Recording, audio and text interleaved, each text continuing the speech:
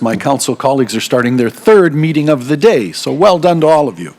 Roll call. All members of council are present. I believe all of council is present. They're just getting ready to step back in because I had a full house 5 minutes ago.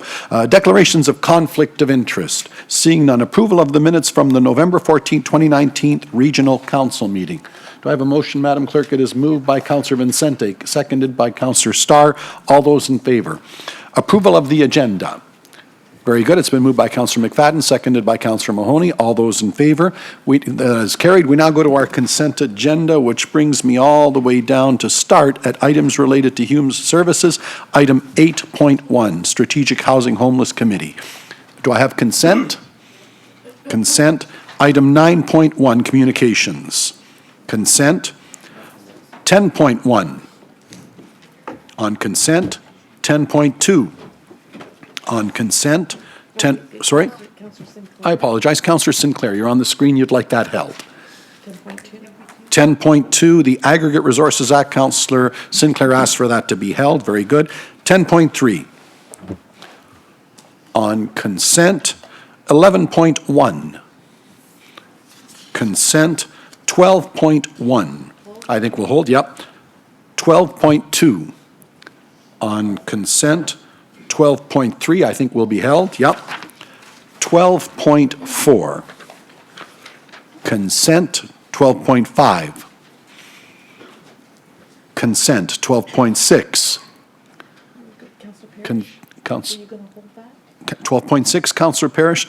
Regional Council Policies and Procedures Committee. You're good? Okay. Thank you. 12 points. Okay, I'm not sure. Okay. It's asked to be held. Very good. 12.7 on consent. 12.8, the interim regional acquisition bylaw. On consent. 13.1 consent. 13.2 communications consent. 14.1 consent. 14.2 hold. 14.2 items related to health. 16.1 on consent. 16.2 consent. 16.3 on consent. The communications items 17.1 to 17.7. Anyone wish to hold any of the communication items?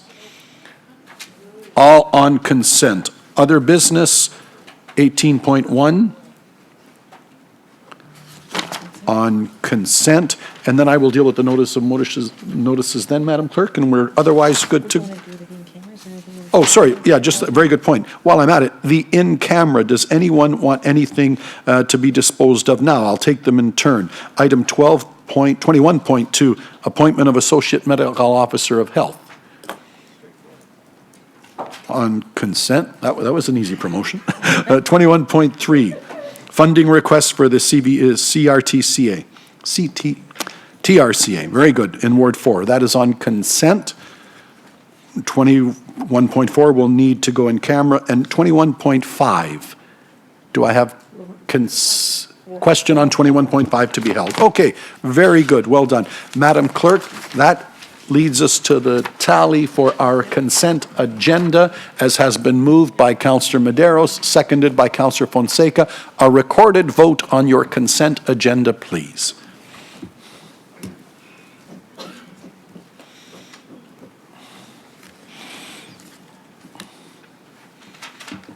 Councillor Downey?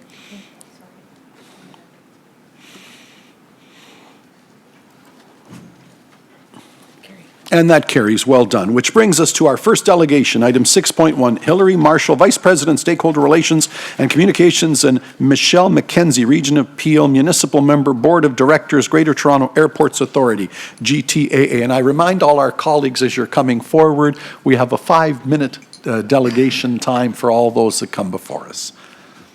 Welcome.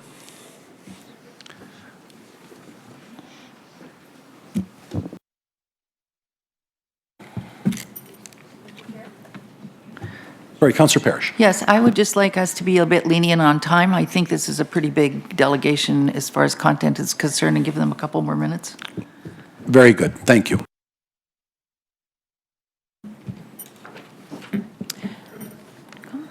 Good morning. My name is Michelle McKenzie. I'm the Greater Toronto Airport Authority's Peel Region Board member. Over the past year, I also served as a member of the Mississauga Economic Development Advisory Board and was pleased to see that the new economic strategy was approved yesterday. Congratulations, Mayor Crombie and Council. Today, I'm joined by Laurie McKee, Director of Public Affairs and Stakeholder Relations at GTAA. I want to thank you once again for placing your trust in me and nominating me to the GTAA's Board of Directors. Sitting on the GTAA's board is a big responsibility which I take very seriously. I'm pleased to be here to share our annual update on the key activities and strategic priorities of Toronto Pearson. For those members of council who I've not met before, I live in Mississauga. My background is in the tourism sector, and prior to my retirement, I spent 10 years as president and CEO of the Federal Crown Corporation Destination Canada, focused on marketing Canada internationally. I thought it was important to lead off the presentation today with some of the biggest news for the GTAA this past year. Very recently, we announced that a new president and CEO, Deborah Flint, will be leading the GTAA starting in April 2020. I'm excited about Ms. Flint's arrival and the experience she'll bring to the airport at this particular time in the airport's growth. Deborah is a Canadian, born in Hamilton. She's a proven aviation executive who's been leading Los Angeles World Airports, including Los Angeles International and Van Nuys, one of the world's largest passenger and cargo airports, through a period of significant transformation, including the development of an intermodal transit center. The GTAA's current president and CEO, Howard Eng, will continue to lead GTAA until he retires in March 2020. For the last 8 years under Howard's leadership, Toronto Pearson has seen unprecedented levels of growth, passenger service, and financial sustainability. And Howard was most recently named CEO of the Year by the Ontario Chamber of Commerce. Laurie. Thanks very much, Michelle, and good morning, everybody. What I'd like to cover is just talking a little bit about the growth. As we've talked to many of you directly and to this council before, Pearson has seen significant growth in its passenger traffic over the last number of years, adding in the neighborhood of 2.5 million passengers. We expect the airport to grow to serve about 85 million passengers by 2037, and that's what our master plan has set out for us to achieve and be ready to accommodate. That means more global connectivity. Right now, we can connect to about 72% of the world's economy, and that's good for businesses and residents where airports are located. I'll talk some more about those benefits in terms of trade and tourism and jobs, but also about the work that we do to make sure that we're being a good neighbor. The graph on the left just shows you how our growth has been exponential, and we, as I said, are focused on making sure that through our terminal development, through the airside, through our ground transportation investments, that we're ready for that development and demand that's coming. We expect to hit 50 million passengers before the end of this year, and that's a real milestone. That is really what sets us apart from other airports and puts us in that category of mega hub. As Michelle mentioned, we're also very interested in our new CEO coming in and the experience she's had in the transit world as we think about what role a transit hub can play, not just to support the airport, but to support better regional connectivity in the western part of the GTA. Airports are benefits to the communities they are located in, regardless of where that is, in terms of generation and facilitation of jobs and economic activity. Pearson, as you all know very well, is the largest airport in the country, and we facilitate about $42 billion worth of Ontario's GDP. Recently, we had exciting news with the groundbreaking for a new facility at Pearson that will see the manufacturing of the Global 75 for Bombardier. We know, as Michelle has mentioned, the city of Mississauga has recently passed the economic development strategy, which does focus on some sectors that are key to our focus in work that we do at the airport in terms of advanced manufacturing, logistics, globally minded companies. City of Brampton also is very much looking at how they can attract new foreign direct investment. So we look forward to working with Peel councillors as they work to grow their own local economies and the role the airport can play to support that. This slide just shows some of those really direct impacts and benefits we have in terms of jobs and investments. There's about $194 million of procurement that is spent in Peel regional businesses by the airport. 1 in 7 jobs in Peel can be directly connected back to the region. That's the 86,000 jobs you see there. As well, we're very active in your community. I'll talk a little bit more about that in just a second. The airport on its own, you could say, is quite a large city. There's 50,000 employees. There's more than 400 different companies that operate at the airport. And as a result, this year we undertook to complete what we believe is Canada's first airport workers survey. We undertook this in partnership with union leadership at the airport. We wanted to get a good understanding of our workforce. As you probably hear from many of your local businesses, access to talent and retention of talent is a huge challenge. And so we want to make sure that we understand what the gaps are going to be going forward so that we're ready for them in the future. So some of the things we learned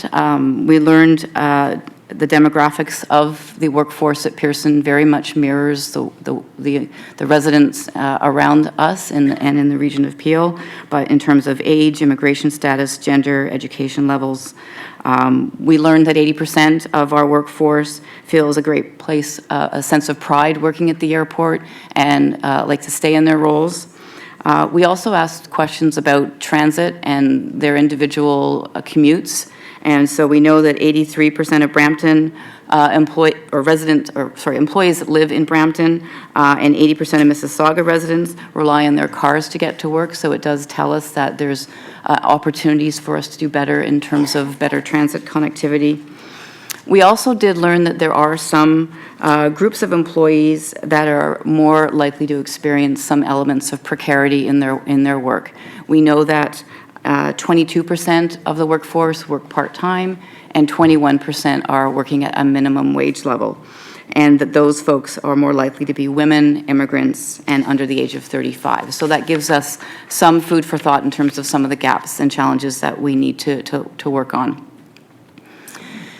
In a similar vein, we also undertook in partnership with Deloitte to understand the issue of underemployment. So people who are working in jobs where maybe their education or their experience is beyond the jobs that they have, trying to sort of crack a nut that's not well understood and is fairly complicated. As the largest employer and the anchor employer, we believe in the second largest employment zone in the country, we feel a sense of responsibility. So we announced on November 20th when this paper was launched that we'll be dedicating the Community Investment Program funds for 2020 to the issue of underemployment. So there's a proposal call that was released on November 20th that you can apply for funding, and that the funds, the $1 million funds, will all be dedicated to addressing the issues of underemployment, and looking forward to some of those applications coming forward.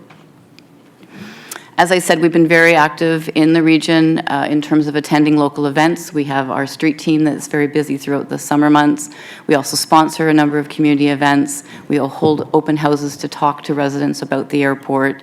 We were very pleased to be able to support the Avro Aero funding this year. We also have been working very closely. We talked last year when we were here about the negotiations and discussions that we're having with the City of Mississauga on a municipal agreement. And I'm pleased to say that those have been very positive, very productive, and we look forward to those coming to a conclusion very soon. Road congestion is something that we've been talking about for a couple of years. It's something that we all face, and I know that the region and the cities face as well. Some of the stats on the screen I've mentioned in the past, something we continue to look at and ways to address. And the biggest opportunity we see is to create what we're calling Union Station West, so a new hub that would be located at Pearson that would connect many transit lines. We have partnered with Metrolinx. We announced that partnership in April 2018. So we're looking at how to potentially bend the Kitchener-Go corridor into a new facility at Pearson. We were very pleased earlier this year when the province and the City of Toronto announced their arrangement, and it had Eglinton Crosstown come forward as a priority for the province. And very recently, we extended our partnership with Metrolinx to include additional $40 million to do more technical work to see how Eglinton Crosstown can connect to Pearson. There's lots of things that we've been working on more locally. When we think about the connections and the things we can do in the near term, the Mississauga MyWay Route 100 is now providing 16-minute services. MyWay 7 is now providing 24-hour 7 services to the airport, which is important given the 24-hour nature of our business.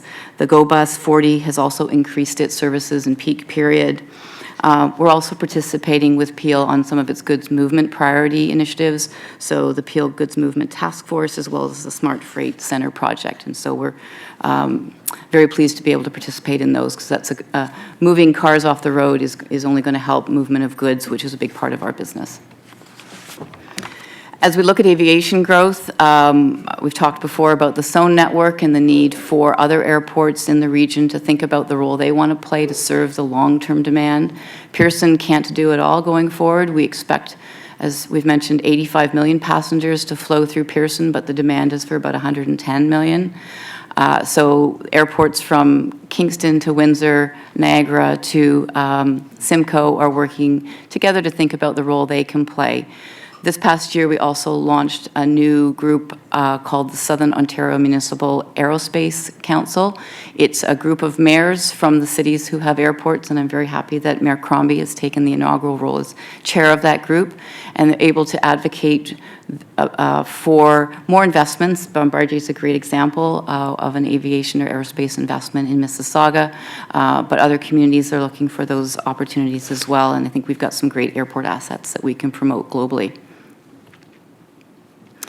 Being a good neighbor is a big part of what we do. It's not more than just about going into your community events. We do spend lots of our waking hours thinking about what we can do to help to mitigate the impact that aviation has on our neighbors. The second Noise Management Action Plan was released in 2018, and you can see on the screen some of the advancements that we've made in that plan. So we have new noise management forums. We were hearing from both residents and elected officials that the former CNAC wasn't working as well as it could be, so we took another look at that, and we're getting great feedback from the new process. There's a new updated complaints process. A quiet fleet incentive program is part of our action plan, and so we've completed an audit of the A320 aircraft, and working with the airline community, they are making great progress in terms of the retrofits. In fact, Air Canada is already 63% of its aircraft, A320 aircraft that operate at Pearson retrofitted. So they expect to continue that in the next couple of years. So we can see those aircraft leave, and they're quite an annoyance for some of our neighbors. We're advancing on the ideas to reduce aircraft as they arrive and depart. They were, affectionately known as the 6 ideas. Ideas 1 to 4 have been implemented, and we're working on idea 6 this year, which is our preferential runway system. We also spend a lot of time making sure that we're managing our environmental footprint in terms of climate change. And so I just wanted to talk about some of the initiatives underway there. As many of you know, you work with the TRCA on Partners in Project Green, so we're proud of the fact that we've been part of that since its inception. We also set our own GHG targets. We had a target of 20% by 2020, which we achieved a 50% reduction. So we're in the process right now of revisiting a target to set for 2050. We're one of only 16 airports in the world that have achieved a carbon accreditation. We have 189 charging stations for electric vehicles, and 32 of those are free to the public. We've been participating with Air Canada in a sustainable aircraft fueling initiative to look at biofuels. We have 1 million bees on site with 20 hives, and that's part of an apiary, and our YYZ, just plain honey. And most recently, one of the initiatives which we're quite proud about, and you may not have heard about yet, is we've announced that we're going to be subsidizing GO fares for airport employees who take GO Transit to the airport by 50%. And so this is not just GTAA employees, but any airport employee with a rake taking GO to get to the airport or leave the airport will have a 50% of their fare paid for by the GTAA. So that completes our presentation. I'd be happy to take any questions with Michelle, and thank you very much for extending the time. And well done within that time. I do have a list. Mayor Crombie. Thank you to Michelle. Thank you for coming forward, and to Lori, always pleasure. I'm very, very happy to say that the relationship between the City of Mississauga and the GTAA has never been stronger. I don't think ever, in a very long time, but I think it's the strongest now it may have ever been. So we've been working very hard, and certainly GTAA has as well. So we're very proud of Howard Ang. It's been a pleasure to work with him.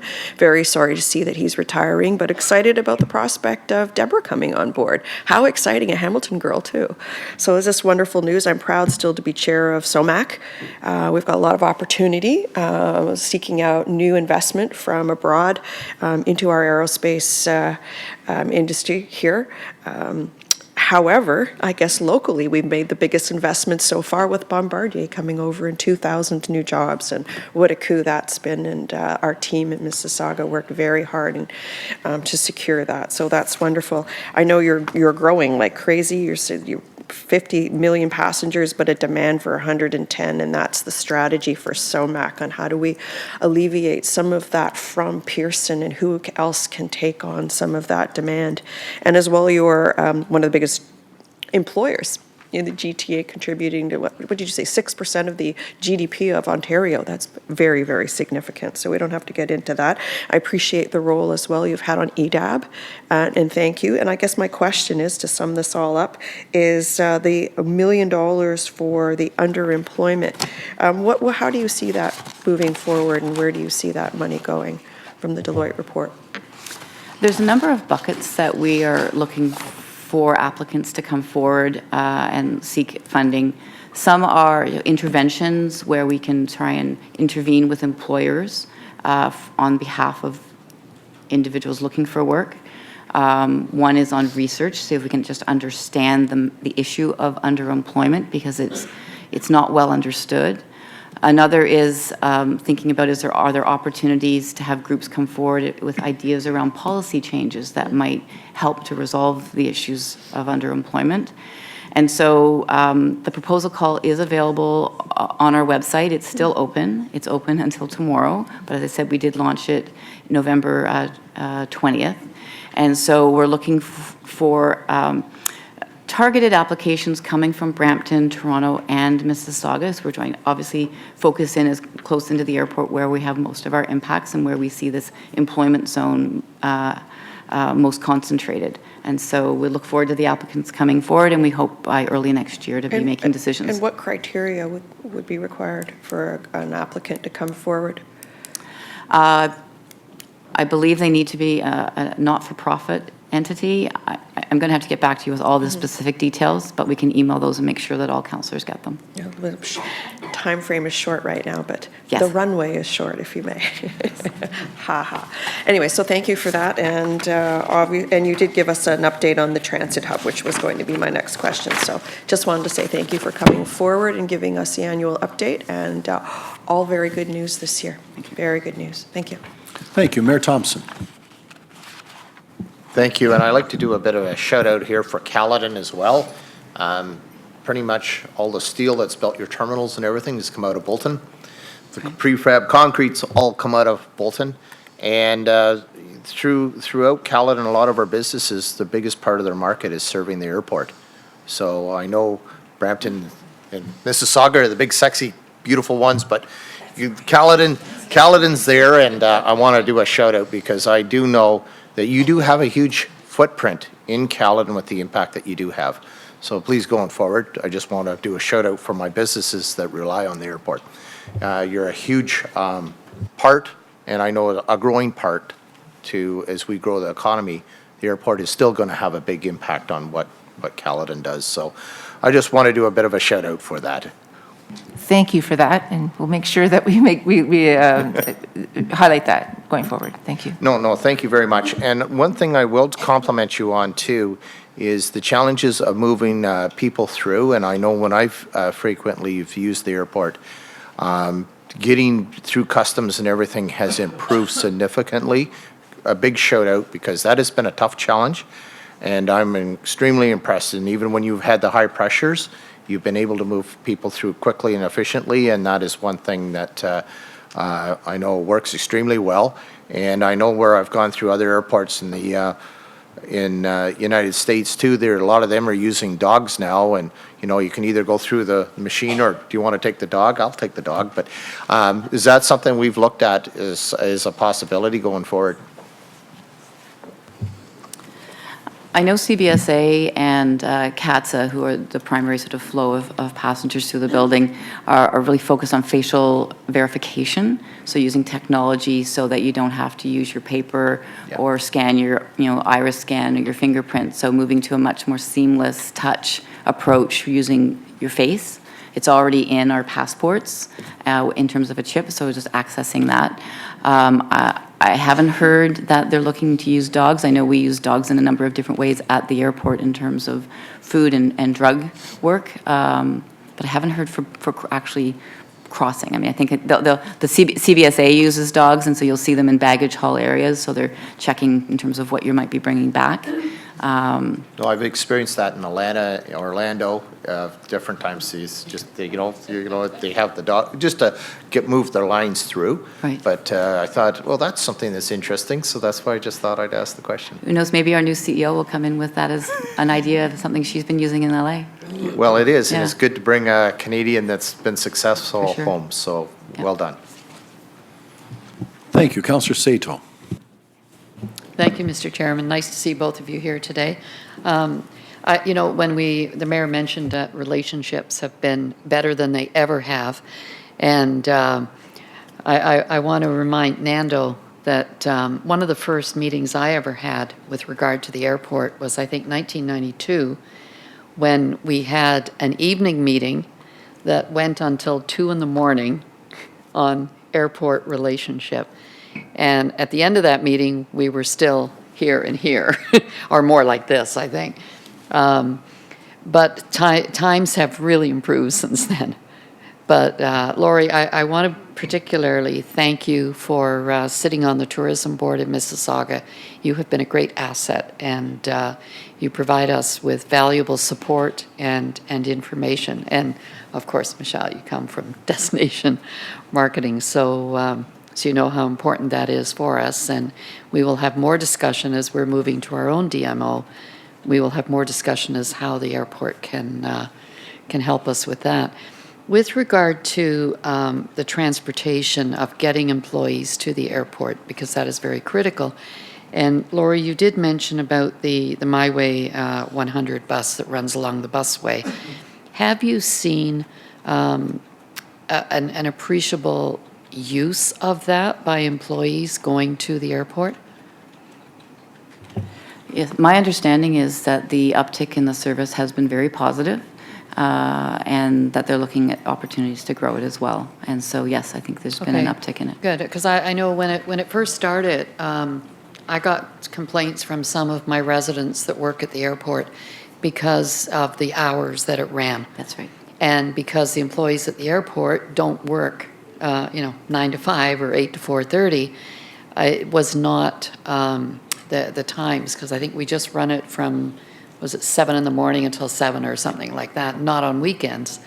So I'm hoping that if it is being used, but I also, then, we can look at expanding. That's right. But I think it's important that perhaps you, as the GTAA, survey the employees to see if they would use it if the hours were extended.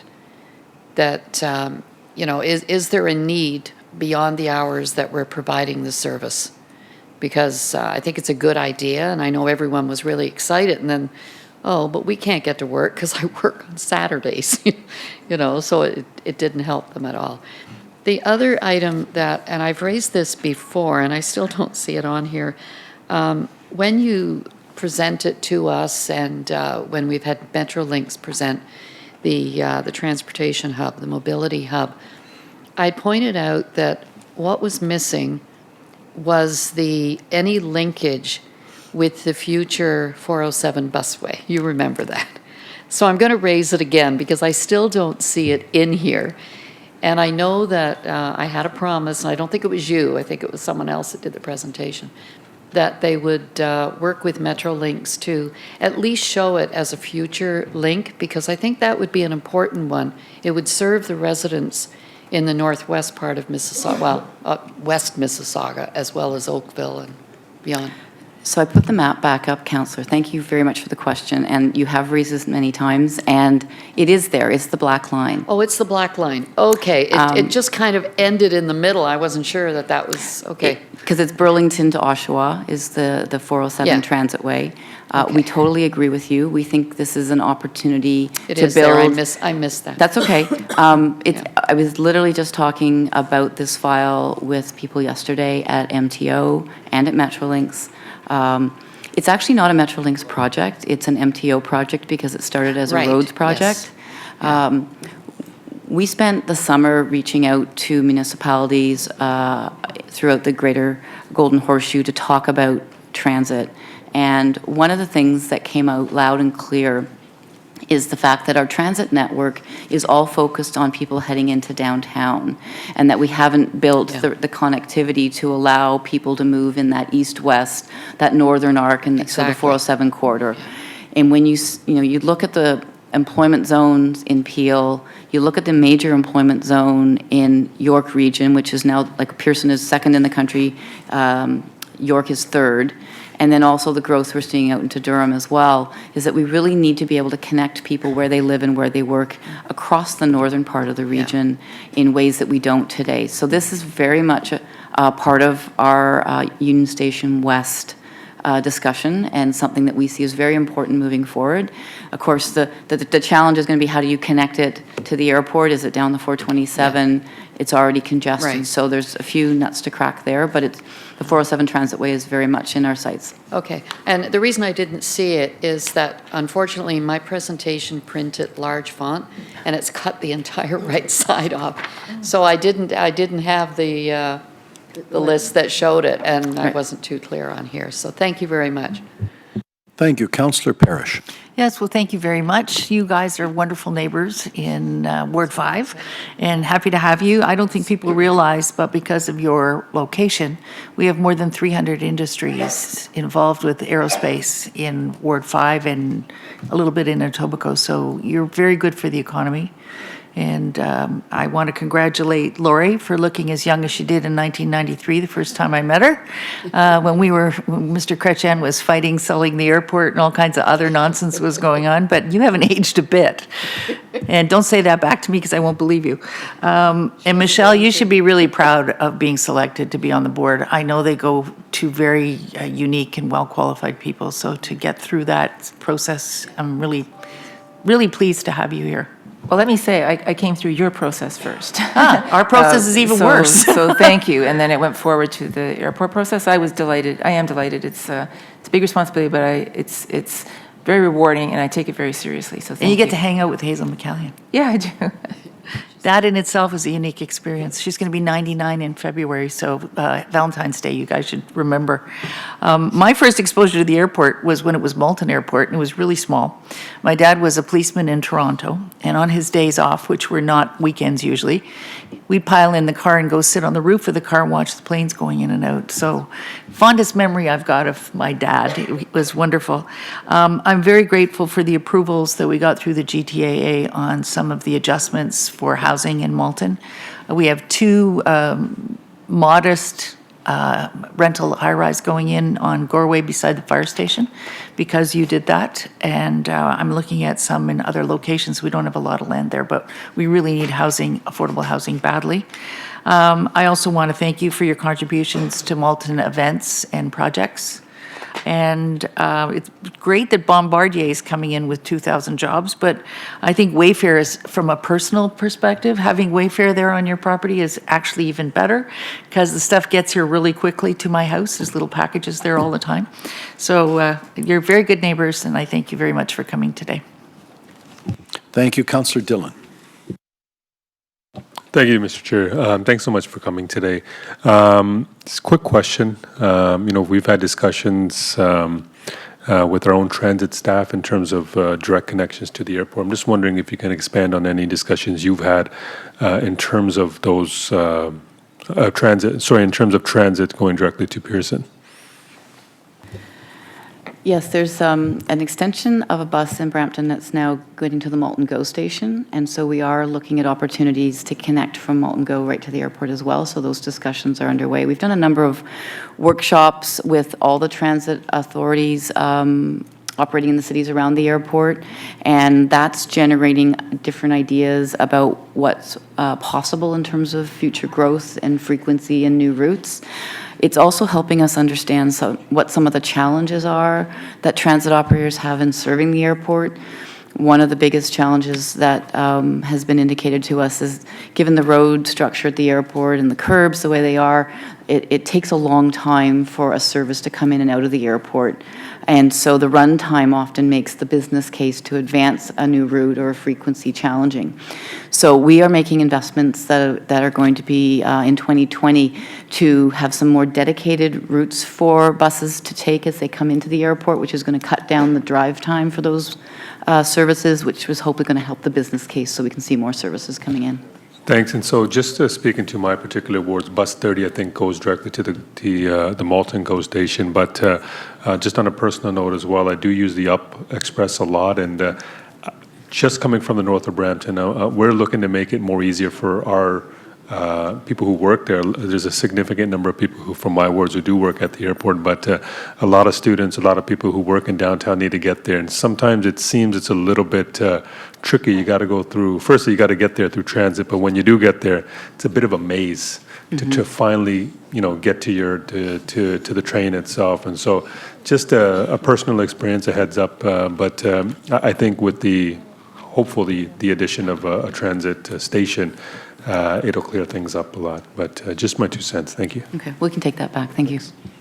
Thank you. The only thing that I would add, as Chair and CEO of the Region of Peel, when I lay me down to sleep at the end of the day, I count as my greatest blessing Pearson International Airport and the GTAA, because you really are the economic engine that's the rising tide that lifts all our boats. $2 billion of products go through our streets every day, and all the manufacturing, the jobs, and the many more that will keep coming. And I have to echo what Mayor Crombie has said. I don't know that in my 30 years we've ever had better relations. So good on you. The other thing that I'm very pleased to learn about, I've done some reading about Miss Flint, and I got to tell you, we lost Kauai to L.A. People in the know seem today getting her back, she more than makes up for it. So I've been told from people in the know. So what a great asset to have here, and we wish her every success as well. Thank you very much. Madam Clerk, do I need a motion to proceed? Receipt moved by Councillor Paris, seconded by Mayor Crombie. All those in favor, that is carried. Ladies, thank you very much. Thank you. Happy holidays to everyone as well. Yes, you too. Next, item 6.2, Dan O'Reilly, Wildfield resident, regarding a plan for the preservation of the Heritage House located at 11962 the Gore Road, Wildfield, City of Brampton, Ward 10. Mr. O'Reilly. Welcome, sir. Thank you, Mr. Chairman, members of council. Earlier this fall, the Brampton Heritage Board approved the Region of Peel's request to demolish a heritage house at 11962 the Gore Road in Wildfield. While not designated, this 1870s building is on the City of Brampton's Municipal Register of Cultural Resources, and I believe every effort should be made to save it. Judging by a number of postings on social media, there is considerable anger and heartbreak by current and former Wildfield residents, and indeed many people throughout Brampton, over the potential loss of this house, which was once the site of a blacksmith shop. Other than St. Patrick's Church, it is the last heritage building left in the immediate Wildfield area. What is truly egregious about this issue is the region purchased and boarded up this house several years ago, maybe even a decade ago, but it was only this past summer that it put the house up for sale and placed 2 small, nondescript "Move This House" signs on the property. Apparently no expressions of interest were received, and that's not surprising considering the short timeline and the very real challenges a private investor would have in moving it and then finding a suitable replacement lot. But there is a possibility that a building lot could be secured within the Vales of Hummer subdivisions in the Wildfield area, not that far from where the house now stands. Canvacon Limited Consulting Planners, Engineers and Planners, based here in Brampton, has reached out to the remaining developers to see if they would be willing to have the house moved to one of their sites. From the feedback the consultant has received, there is tentative interest in this idea, but developers would want market value for the house, and someone else would have to be responsible for all the relocation and upgrading costs. This is admittedly all very tentative. There is no firm commitment. But I believe that is an option the region should pursue, and CanadaCon is willing to set up a meeting with the developers.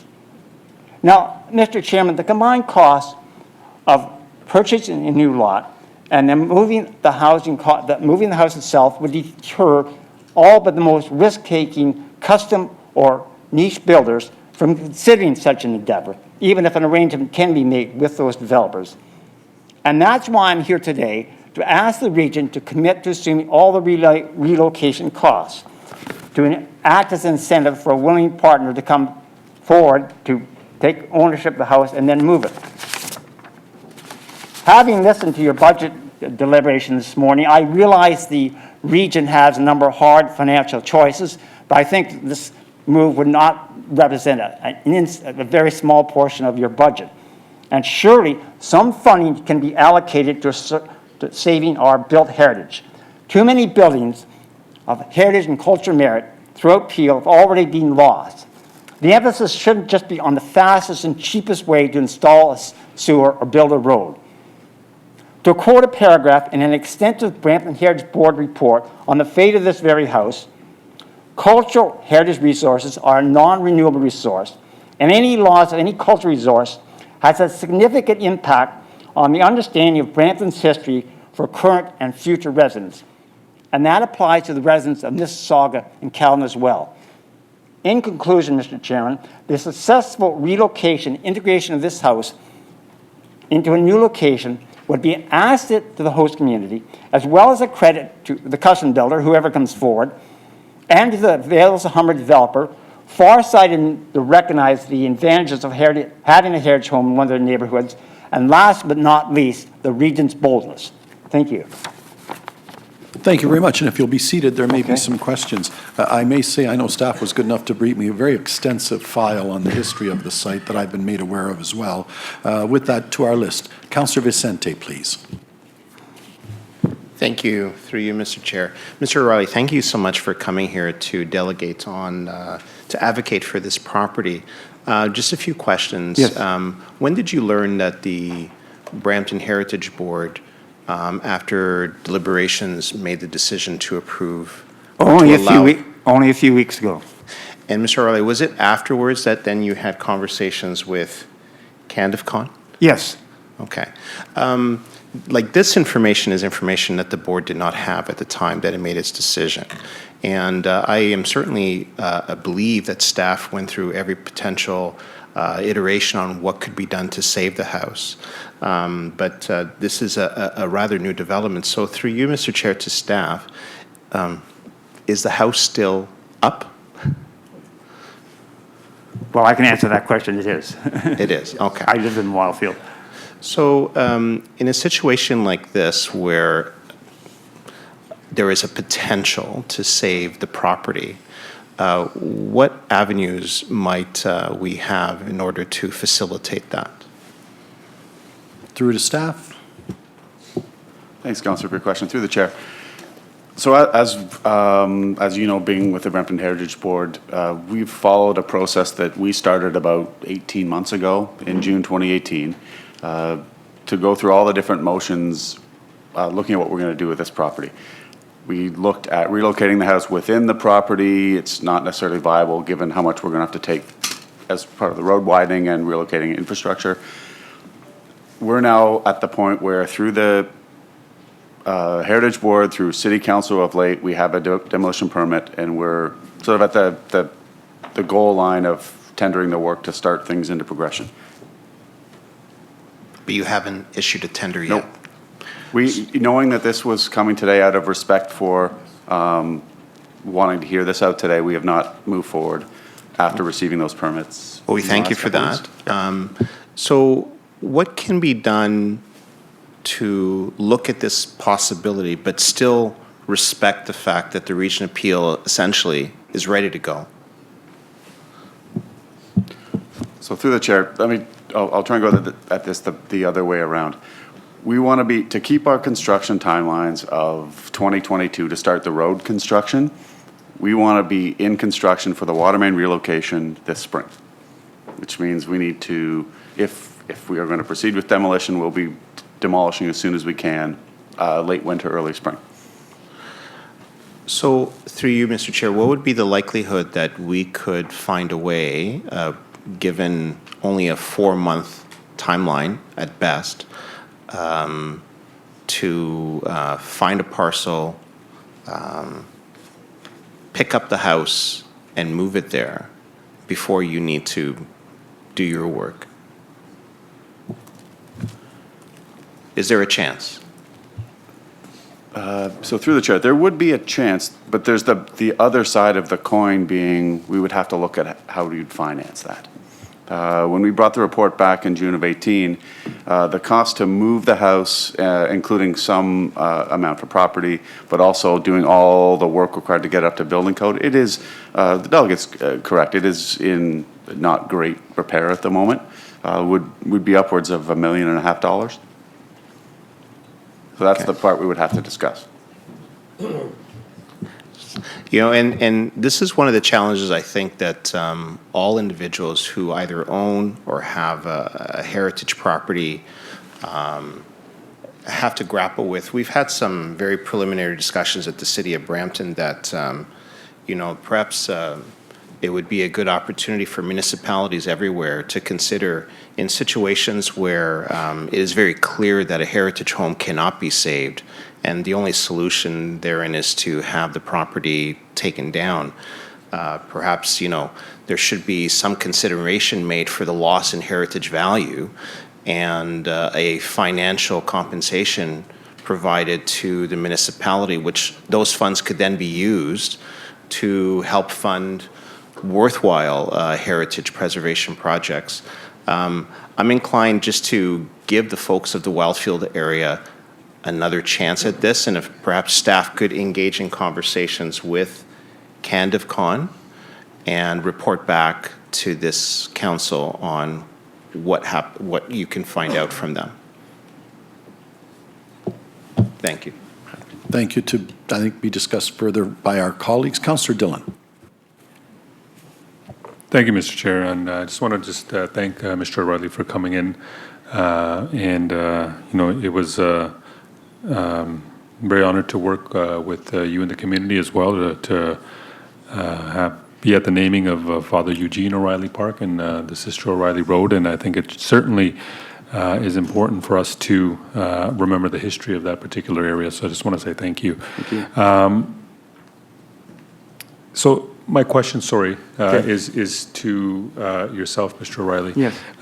When you spoke to CanDivCon, if you can just, I guess, clarify once more, what exactly did they let you know? First of all, I just called up the gentleman who runs the firm, by the name of Dermot Horgan, and asked him if he'd do this, and he was good enough to do that. And then he went on holidays for a week, and I just got an email from his administrative assistant, basically what I relayed, that, you know, developers might be interested, but they want market value for the lot, which is reasonable, and that somebody else would have to take it over. They're not interested in taking the house and moving and building, so it wouldn't have to be another party. So CanDivCon would help somebody else to restore this and move this, is that They right? would, so all my understanding is they were the consulting engineers for that consortium. They would just arrange the meeting. I don't know whether they want to go any further from that.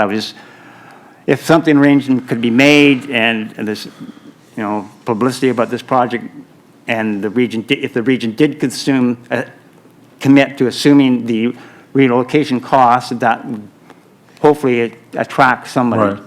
Yeah, so I think Councillor Vicente, I guess your motion is saying that we could, you know, have a conversation with CanDivCon. Is that correct?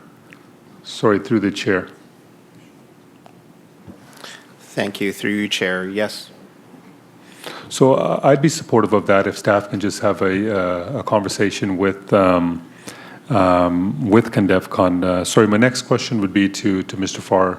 Can you just explain, since I believe it was 2018 in June when that council moved forward with this, can can you just provide us an update on what exactly has happened and potential costs even that can occur to the region?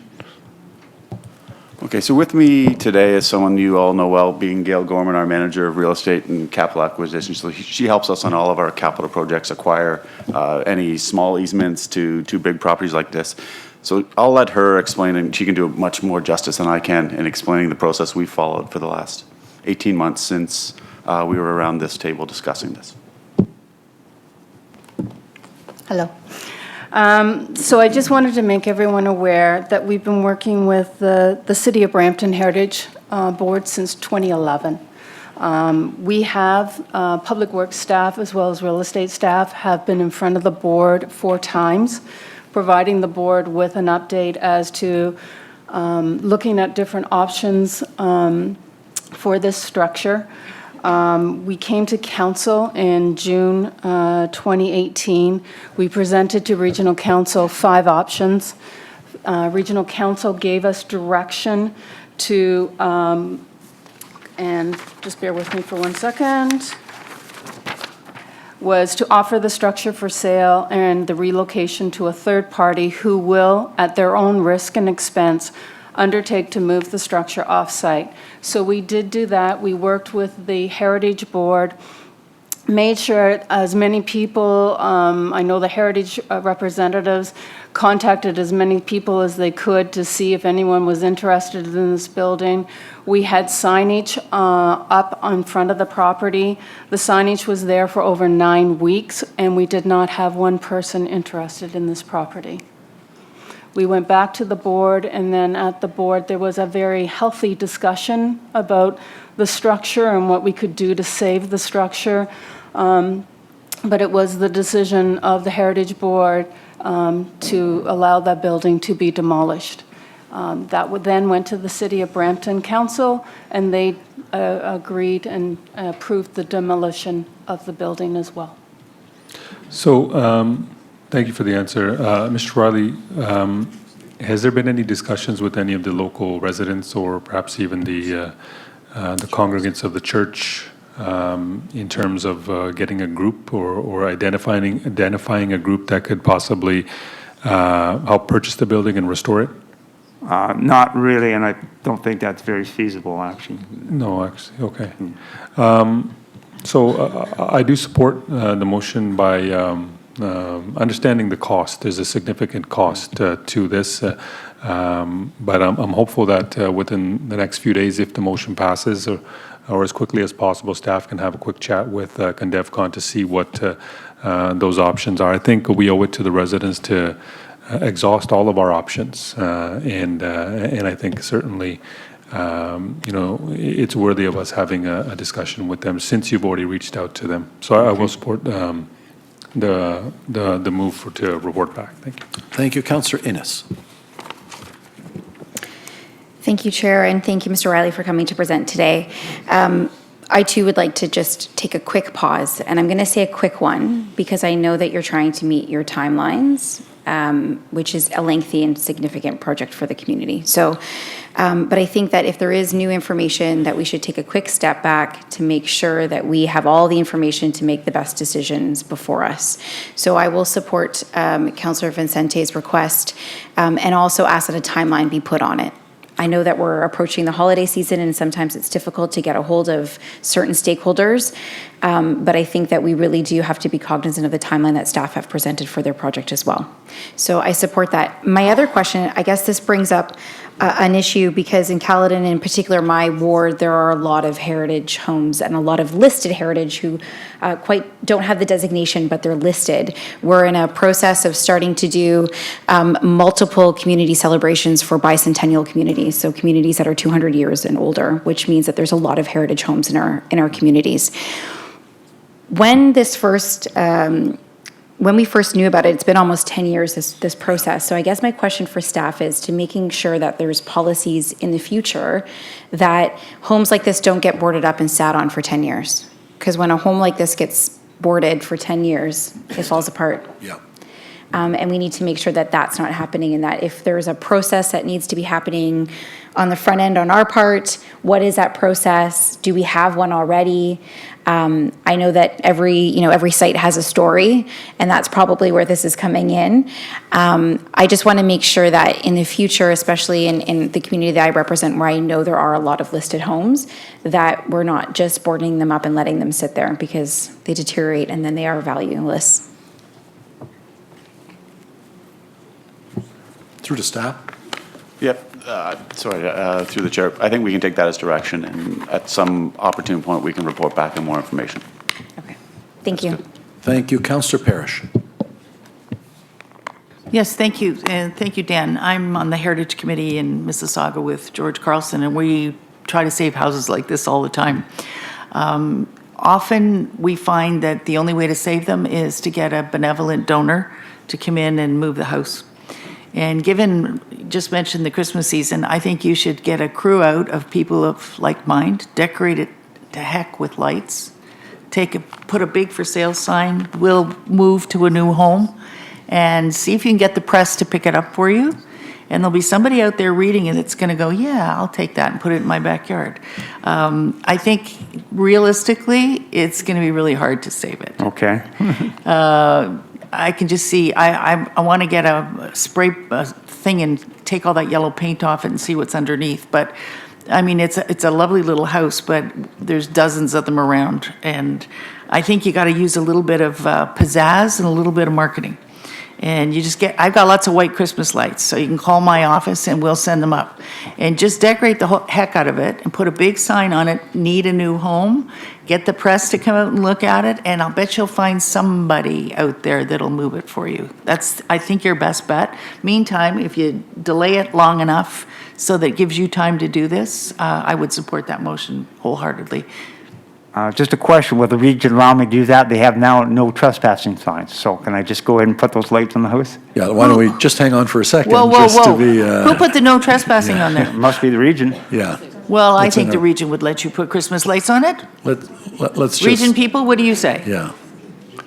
Yeah, I think our legal folks might have a thought on that, and Well, how about we send our crews out so nobody gets injured? Our insurance doesn't bother us, and they put the lights on the house. I think you still have the same liability for your own people, but through to I understand the sentiment, and I think it's a very good one, Hey, Carolyn. Dan, but, we'll go out in the middle of the night and do yeah. it. Okay, thank To heck you. with it. I'll leave it at that. I think the issue's understood, that it just isn't as simple as sending people out in liability and things of that sort, but I like where the thought comes from. Councillor Dillon. Sorry, just one more question to staff. In terms of getting the actual construction project started, like what time are you looking at? Now, I know Councillor Ennis mentioned timelines. Would you say you need to get started or an answer in a week or 2 weeks or by January? Like, what's your cutoff? So through the chair, I think a reasonable way to do this, I think we're willing to put in the effort, is if we could arrange meetings over the next week. We're all here next week. We have a council meeting on the 9th of January. I could provide an oral update. I won't go through the efforts of writing a report because that's already backed up, but I can provide an oral update of what we've accomplished to date, what we have not accomplished to date, meet with folks. That gives us time for even 2 meetings if people want to get to the table and see what we can accomplish. So January 9th then, right? Yeah. Okay, that sounds fair. Thank you. Councillor Sinclair. Yes, thank you. I guess I'd just like to comment about the city of Markham. Probably a number of decades ago, bought quite a large tract of land, subdivided it, put in large roads, and came up with a program of saving heritage houses just like this. And when a development application came through and there was no possibility of keeping the house in situ, someone could buy a lot on this town-owned subdivision, buy the house for a nominal fee, say a toonie, move it, put it in there, restore it, and live in it. So if you go there today, it's the most marvelous collection of early Canadian Ontario architecture around, all proudly owned and lived in. And I wonder if it's probably too late for a lot of Brampton heritage, but maybe we in Caledon could at least have a discussion about that program and how it works, because this is a lovely little old house. Thank you. Thank you. That ends my list of speakers. I just want to be clear to, I believe I have a mover, Councillor Vincente, and a seconder, Councillor Dillon. And we know what the timeline is by the council meeting on January 9th. But I believe I've understood from the comments that we've had that I think it's understood, Mr. O'Reilly, within the context of the work that's already gone forward. In other words, we know it's about $1.5 million. If we find a benevolent individual who says, here's the land and I'm willing to move it, great.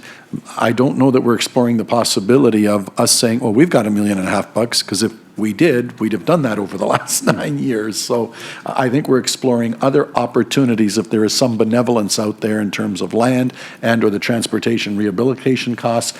We want you to have the holiday season to see if there's a shot at that, to come to some determination by January 9th. Councillor Vincente, is that fair? Councillor Dillon? That would be the intention of the motion, yes. Very good. Chair. And I think it's a laudable motion at that. Okay, so I'm going to take that as given. Madam Clerk, do you need something further? Okay. Okay, so is everybody clear on how I've I believe so. It's been moved by Councillor Vincente, seconded by Councillor Dillon, and I need a recorded vote.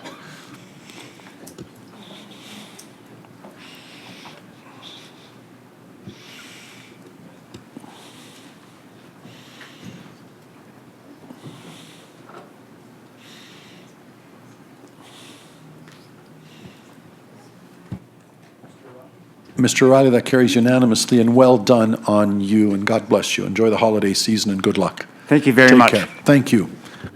Okay, members of council, I still have one delegation. I have several more, but our friends from the members of the Peel Drug Use Advisory Panel have been waiting patiently. I'd like them to come forward, and we'll deal with them and see where we go from there. Ashley Smoke and Joshua Noke, are you here? And why don't you come and take your opportunity at this time? Ashley and Joshua I've got noted as delegates. Please come forward. And I remind you, these are our friends, members of the Peel Drug Use Advisory Panel, providing support for supervised consumption services in the region of Peel, and it relates to items 7.1, 2, and 3, where we will be getting staff presentations on shortly as well. Ladies, welcome. And please proceed.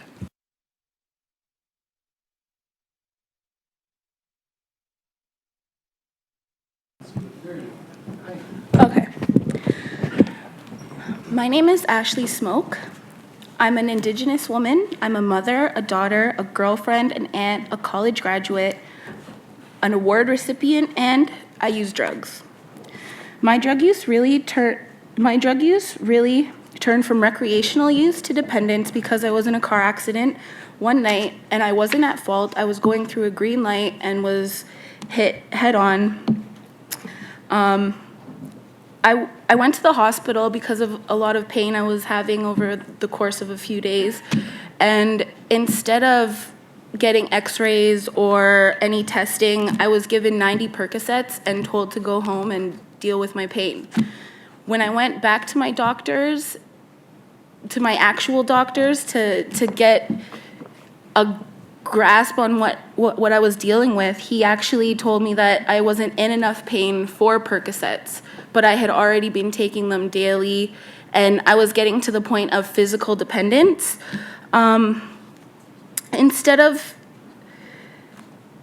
giving me a new script, he kind of just told me to deal with it, and I was forced to go out into the streets, and that's where my negative drug use, as I would call it, or addiction as most of you would call it, began.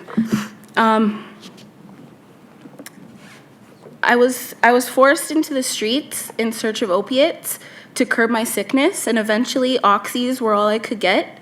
They changed the oxys so that you couldn't use them the way that most people on the streets use them, forcing me to use heroin and eventually fentanyl. Losing my job due to this car accident really created a lot of issues in my life that exacerbated my drug use. Poverty, boredom, loss of hope, nowhere to go for help that I knew of because I wasn't aware of services. They weren't readily available. You couldn't really Google back then and figure out like where this rehab center was, if there was any, which we don't have any in Brampton. While I was out in the depth of my addiction, I was using in parks, streets, public bathrooms, basically anywhere, because there wasn't any safe spaces for me to use. I was scared to use alone because I was afraid that I would overdose and no one would find me. Because of the lack of safe spaces and shelters, I was forced to sleep on the streets, and eventually I found undesirable friends and became subject to a pimp who used me and abused me, and eventually I ran away from that situation and found methadone, and that's where I became stable, and I feel like I got myself to a place where my drug use wasn't negatively impacting my life anymore. But I realized that I have support, I have people, I have a family who was willing to take me to methadone every day to make sure that I didn't die.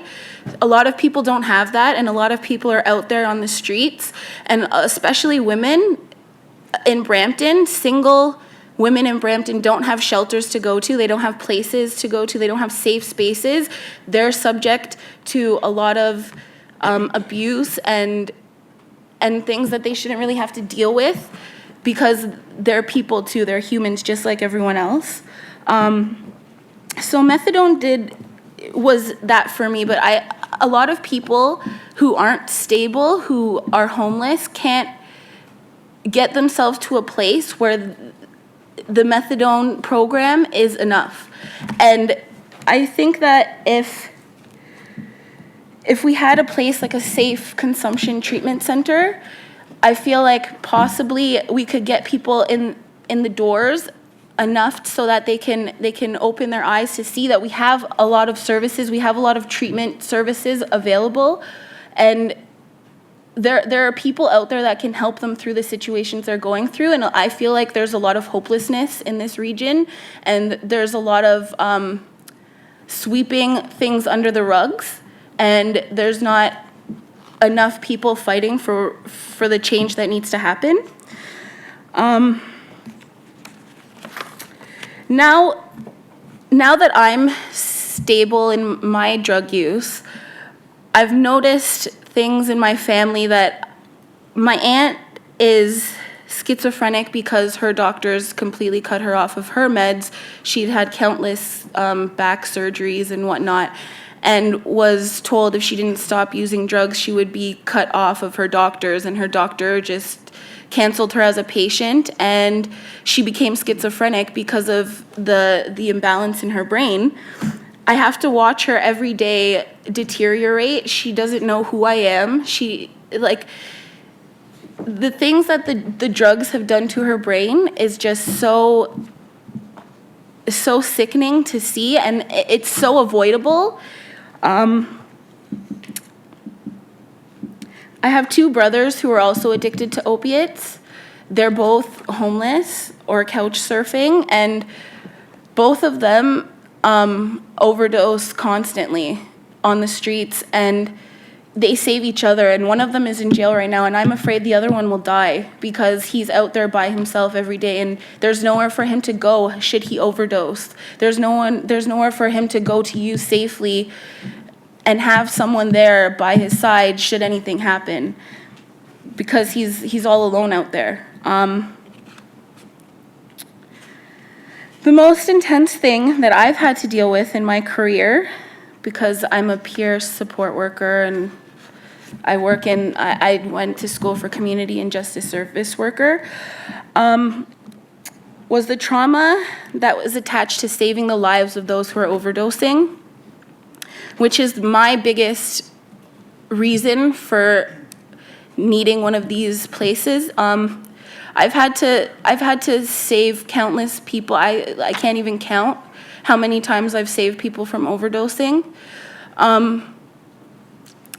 I've had to drive down the street and see a random man dying and his mother freaking out. I gave him CPR and then he lived, thank God, and found out that he was a coworker's uncle the next day. I've saved my roommates, 19-year-old brilliant kids with lots of potential who are just so hopeless because the lives that they've had are so unbelievable and so not what you guys would ever imagine a kid would have to go through.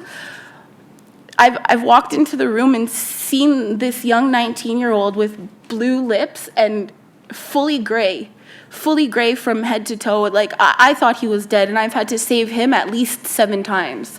His girlfriend, same thing. Like, I don't know what it's going to take, but I don't think that we as community members should have to be saving people. We're not trained. We're not nurses.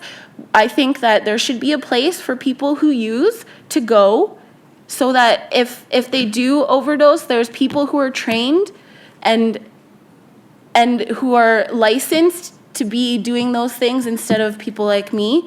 Because at the end of the day, it's a trauma that I have to deal with now and I have to live with, and that takes away from my sobriety at the end of the day. I'm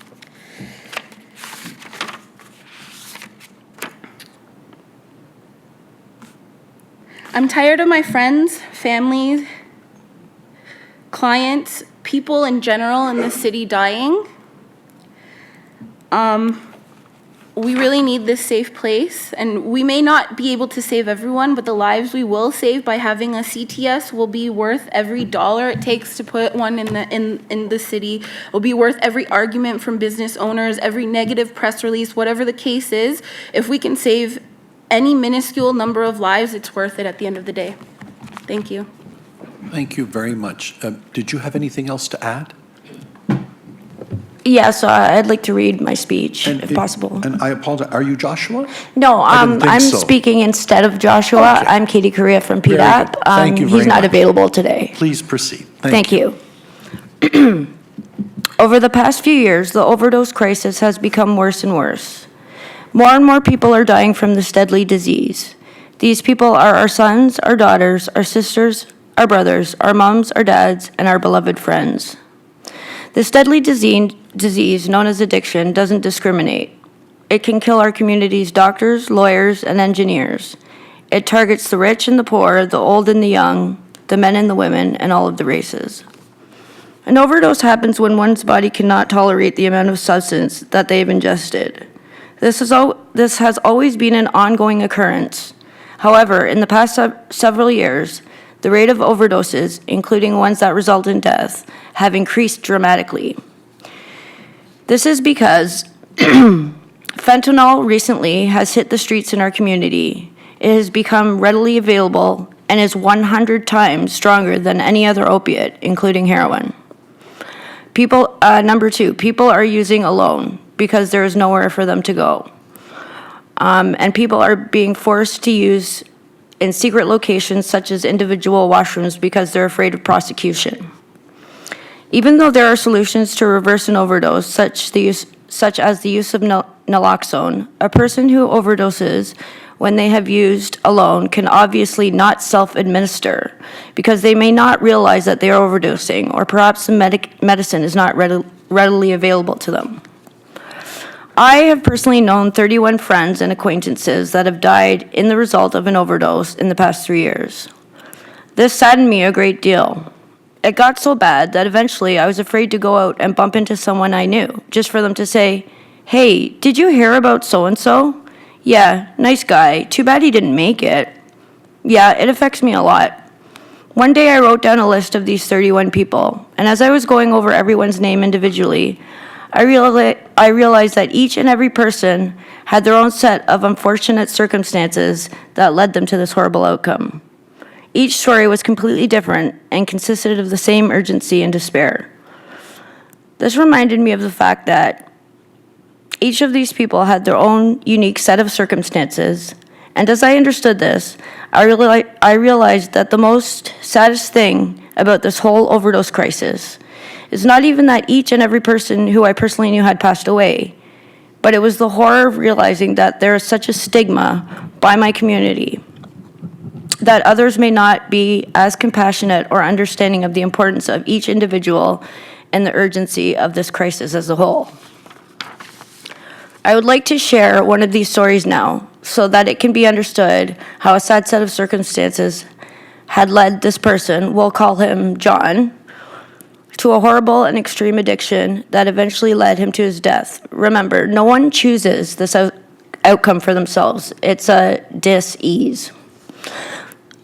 When John was 17, he was involved in a serious car accident caused by the other vehicle being careless.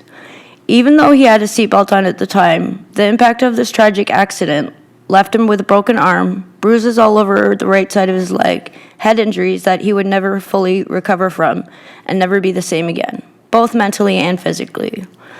It was mental because he got brain damage from the accident, and physical because of the chronic pain that the doctors agreed he would probably have for the rest of his life. After several surgeries, John was doing a little better, so the doctors and surgeons recommended physiotherapy along with a prescription of narcotic painkillers so that John could cope with his unbearable pain. This medication he took was monitored by his doctor and taken as prescribed for the next 3 years to cope with his pain. What he didn't realize is after this amount of time, his body and mind had become dependent and addicted to these painkillers. When John's doctor suddenly passed from a severe heart attack, he tried to find a new doctor, and because he didn't realize he had an addiction, he couldn't understand why he felt so bad. Now John had to cope with withdrawal symptoms and a lot of physical pain. His new doctor wouldn't prescribe him the same painkillers that had proven to work and he had been taking for the past 3 years or so. I noticed that my friend was upset and withdrawn. Whenever I tried to make plans, he would tell me some other time.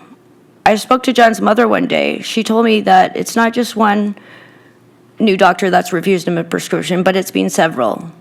Either it would be a different medication that would not work or not enough of a dose that he required to deal with his pain. I tried talking to him, and so did his other friends, but he didn't feel like hanging out anymore.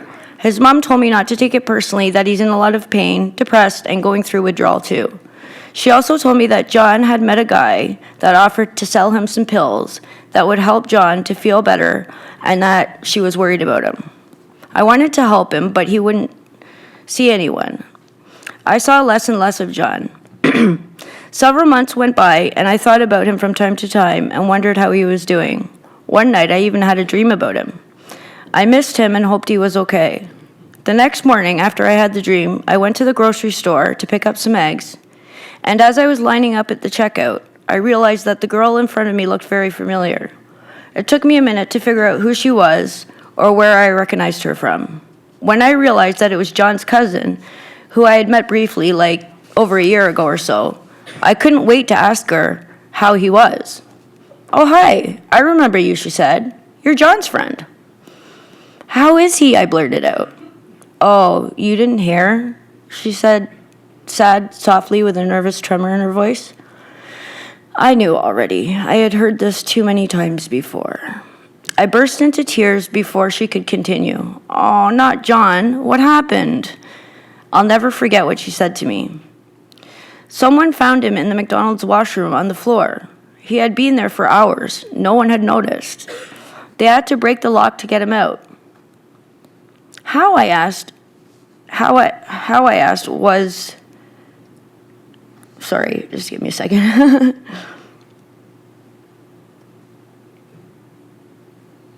Oh, how, I asked. Sorry. It was that guy, his friend, that he met. He told him to take a couple of extra pills if it wasn't helping him with the pain anymore. So he did, and his body couldn't take the dose, I guess. "Why wouldn't he just have taken them at home?" I stated. "Well, his mom kicked him out of the house last month. He kept bugging her for money. I guess to buy the pills, and she got sick of it." The saddest part was when his cousin told me that John's mom was planning on letting him come back home, hoping that the tough love approach would work, that John would stop bugging her, apologize, and come home. But it was too late. I just told her that I was sorry. I immediately left the store and the groceries. I burst into tears as I had heard about a friend overdosing too many times before. The reason I shared this story is to explain that John's addiction wasn't a choice. He didn't even realize he was addicted to anything for a long time, and how the pain physically and emotionally was unbearable. John was a good person who didn't deserve any of that, and how the sad set of circumstances led to his death. The most important reason for sharing this story is that there is something we as a society can do to help avoid these types of situations. If we as a whole could reach out a little more, and along with the great idea and the usage of naloxone, we should have a place where people can go, like a supervised consumption center. These people would never have to use alone. Their using would be observed by professionals to make sure that the right dose is taken, and most importantly, a place where people in our society can go to where they are not threatened by legal issues like receiving drug charges or any kind of prosecution. Let's face it, ladies and gentlemen, naloxone is only a part of the solution, but naloxone, along with a safe place to go, like a consumption site, can achieve the rest of the solutions, so that maybe we could have saved John and some of the other 30. Remember, John's story is just one story. There are hundreds more. We can save people with these sites. Remember, nobody chooses this. Thanks. Okay, thank you very much for your presentation. I'm kind of sober that in one of the morning papers today, it started with an article that they believe since 2015, we've lost 16,000 Canadians to opioid crisis. It's just a few years. So it's very timely, it's very courageous of you to be here. I have a couple of questions, and then we have a couple of full staff reports that we'll be getting to later in the day, but I want to manage our time. But I do want to take these questions because there's much more to come. My list of questioners, Councillor Santos, Councillor Paleshi. Councillor Santos. Thank you. Through you, Chair, thank you for reading Joshua's letter, and miigwech, Ashley, for having the courage to share your personal story and the other side of things. Despite the stigma that's out there, it's important that we start to break that stigma down in order to prevent any further overdoses and to deal with the situation. So you are leading the charge on that, and keep doing it. I just wanted to say that we hear you, I see you, and we really appreciate you sharing your personal story. It takes a lot of courage. So miigwech, thank you. Well done. Councillor Paleshi. Thank you very much, Mr. Chair. Thank you, ladies, for coming. It does take a lot of courage for you to be here today. For members of council, if you recall, I think it was sometime last term, and I spoke about the addiction facility that is actually located in Brampton. And if somebody needed the help that this addiction facility provides, if you called them today, they might be able to see you next Thursday. But maybe the doctor's not in on that Thursday, so they would push you off until the following Monday. And that's just not an option. And we've heard before from staff that, this is a provincial responsibility. This is no longer a provincial responsibility. This is a responsibility of everybody that can help in this situation. So I don't know if if staff are providing any type of presentation, or if it is okay, and I think it would be a duty of ours to bring the reports forward now and discuss those at this time. Thank you, Councillor Paleshi. I agree entirely while our friends are still with us, and so I would like to soldier on with the two reports to you, ladies. Our staff, you've come on a great day because we have two actual reports on the very topic. One, which is report 7.1, Peel Opioid Strategy, that Dr. Hobsons is going to give us, and then 7.3, Supervised Consumption Site Needs Assessment. So I'm going to thank you for your presentation. You'll sit back down and hear the rest of the presentation, then we're going to carry on with the conversation. Additionally, Mr. Chair, yes. If I may, at the time, one of the recommendations is requesting participation by each municipality in the region. And let me just start by saying this epidemic has and shows no borders. Yep. At that time, I'll be requesting that Councillor Santos and I both are in the meeting, so I'll be asking for an amendment to the report. Very good. Ladies, thank you very much. If you'll stand down, our staff's going to come up and give us the next presentation on the very Thank you. subject you brought forward. Thanks. Thank you. With that, we are dealing with item 7.1 at this time, the Peel Opioid Strategy Update, and a presentation from our Medical Officer of Health, Dr. Jessica Hopkins. Jessica, thank you, and please proceed. Thank you. As the chair said, this presentation is related to item 7.1, the opioid strategy update, and 7.3, the supervised consumption site needs assessment and feasibility study results on today's council agenda. Today, I'm going to speak about the impact of opioids in Peel and work to prevent future harms, including the Peel opioid strategy, as well as the supervised consumption site study findings. Opioid-related deaths are a national problem. The emergence of highly potent illicit opioids such as fentanyl and carfentanil has led to increasing deaths. And between January 2016 and March of 2019, there were 12,800 opioid-related deaths in Canada. Those are largely preventable deaths.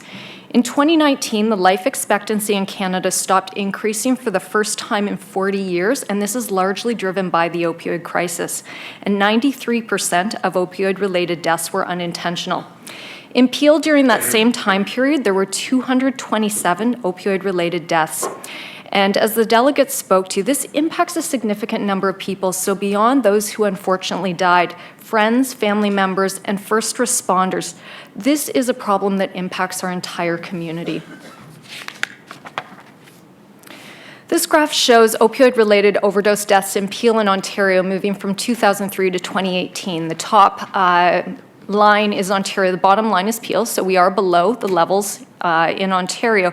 But you can see in 2013 and even more sharply around 2017 the increase. And what I can tell you about 2019, we have data up to the middle of the year. We've had 75 deaths, so we are on a trend to see an even further increase for 2019. This table shows opioid-related harms in 2018, and I'd like to draw your attention to the line, which is associated, or the row for Peel. 547 emergency department visits, 135 hospitalizations, and 109 deaths.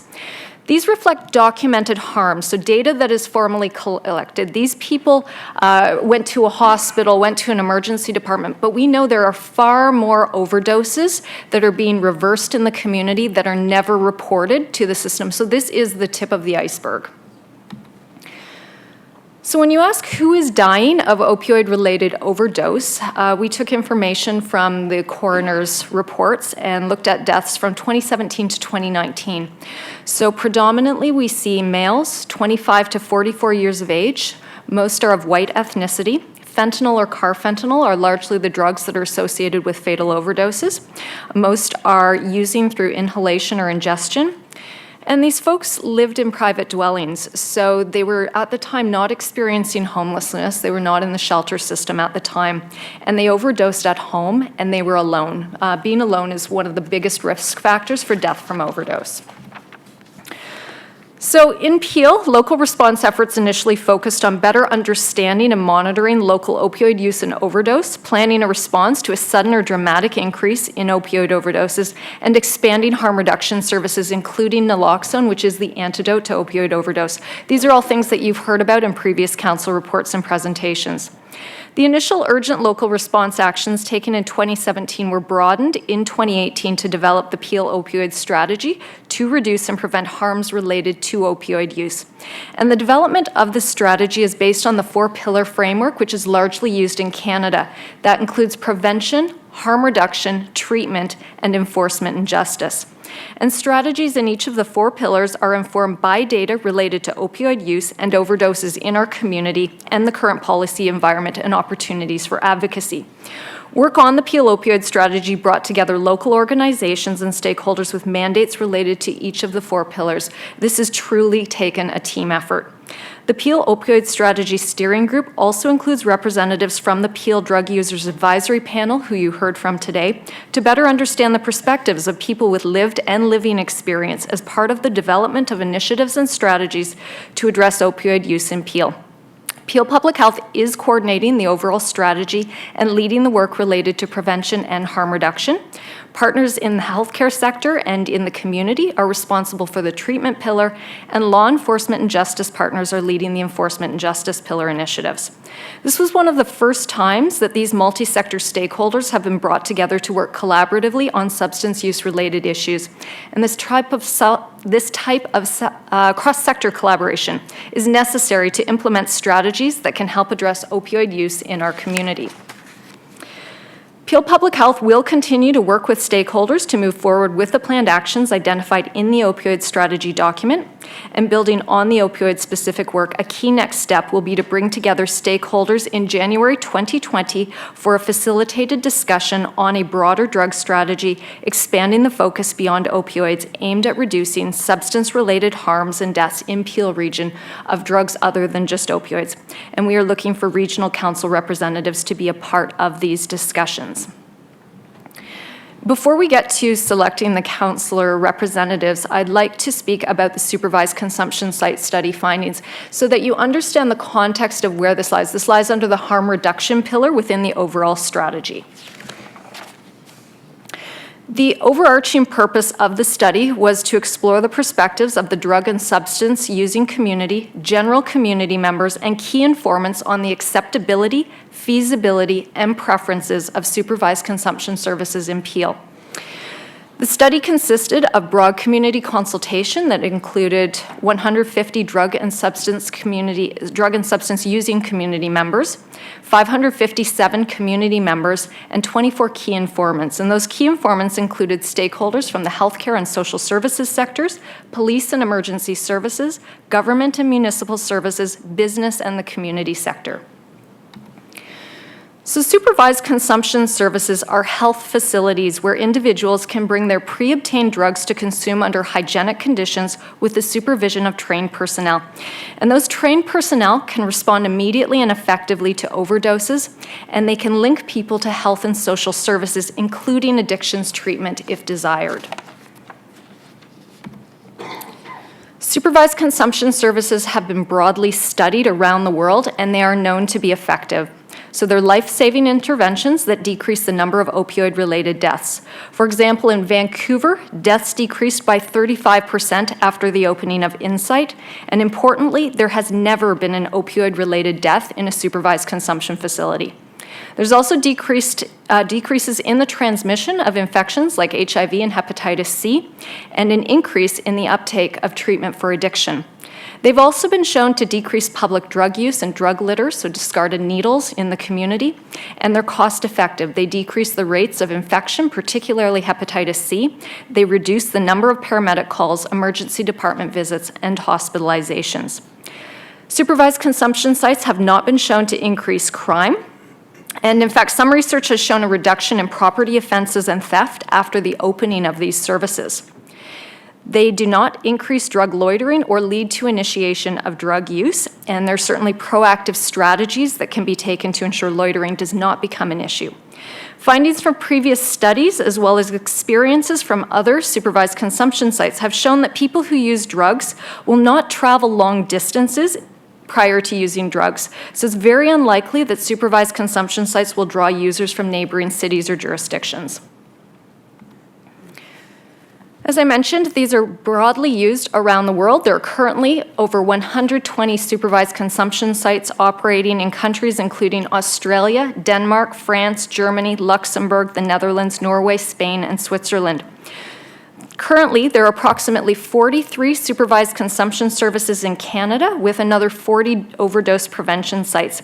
And there are currently 22 supervised consumption services in Ontario. So in terms of findings from the study, the results of the study showed that there is a need for supervised consumption services in Peel based on data showing an increase in opioid-related harms and deaths with a trend that is expected to increase. The study survey showed that most people who use drugs have used alone. Many have overdosed, and a majority of respondents reported using drugs in public. And we know that 68% of people who died from opioid overdoses were alone at the time of death. The study also showed that people who use drugs would use a supervised consumption service if it was available. In fact, 87% told us that they would use it.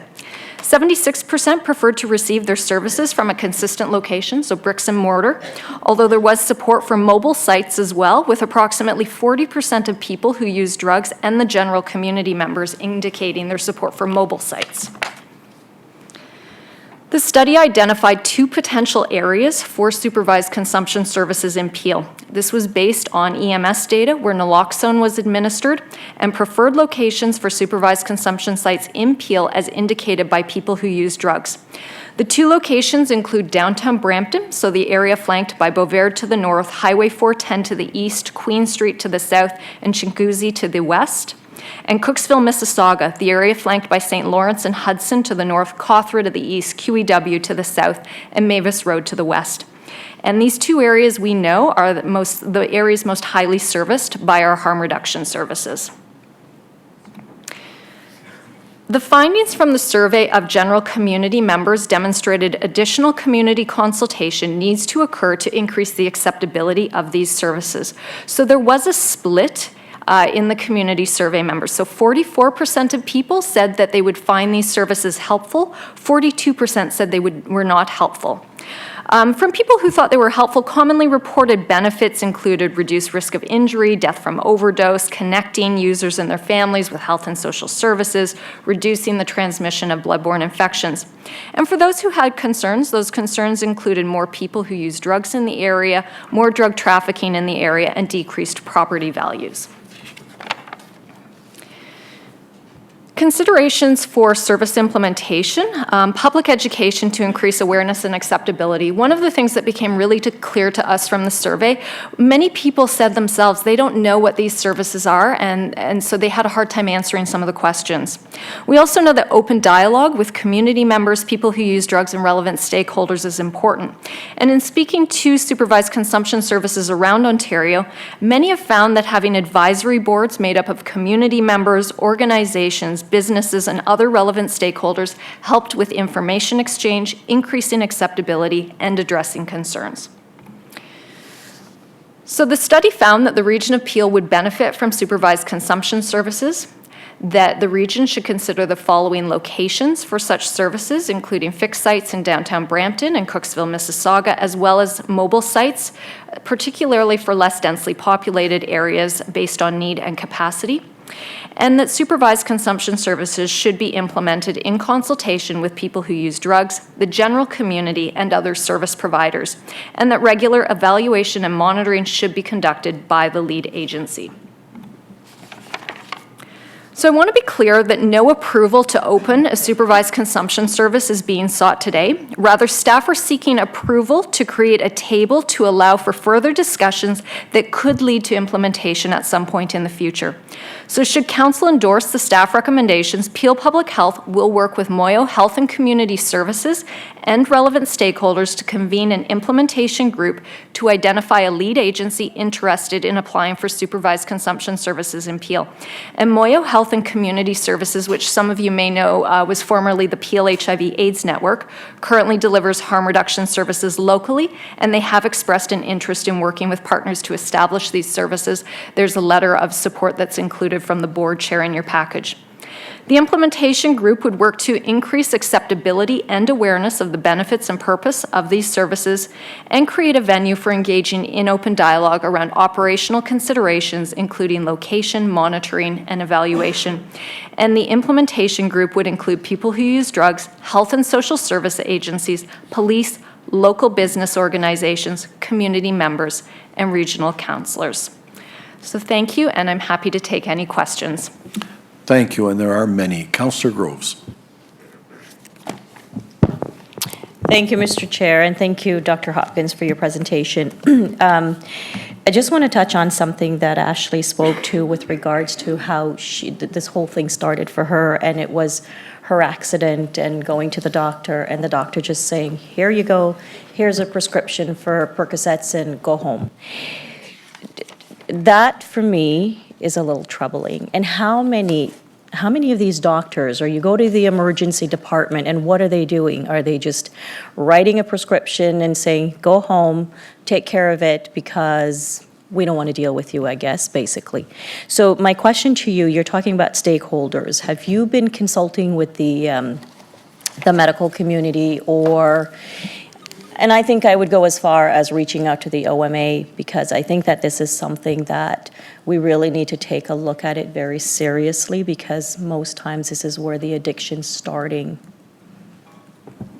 Through the chair, thank you, Councillor Gross, for the question. It's a very important point that you made, and yes, we are engaged with healthcare professionals.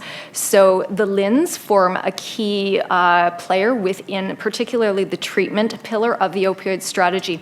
And Health Quality Ontario has done a lot of work in order to help physicians understand their own prescribing patterns. So, you know, I'm a family doctor as well. I get on a regular basis a report from HQO about what my prescribing patterns look like, so that if I'm not prescribing in a good way, those changes can be made. Part of the work that the treatment pillar is doing is around education for physicians, and there are a number of free continuing medical education opportunities that are available that they can take part in order to safely prescribe people opioids as well. So that is part of the larger strategy and a very important part. Yeah, thank you for that. And having been an owner of a walking clinic, I certainly understand. We got, you know, you get a lot of people walking, just coming off the streets, and you see all kinds. Some are very legit. I know that our policy there was just not to prescribe narcotics, because we're not family, it's not a family physician facility, you're just a walk-in. So, but the difficulty that I have, there are some doctors, and we have some doctors who come in through the IMG program, and the way they prescribe from wherever they did their studies is very, very different from here.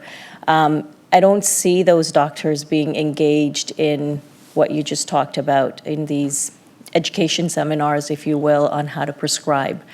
So that becomes an issue as well, because their way of prescribing, say, a doctor who studied in England or Israel or wherever, is very different. Even in the United States, it's very different from the way we prescribe here. So how do you get those doctors to participate?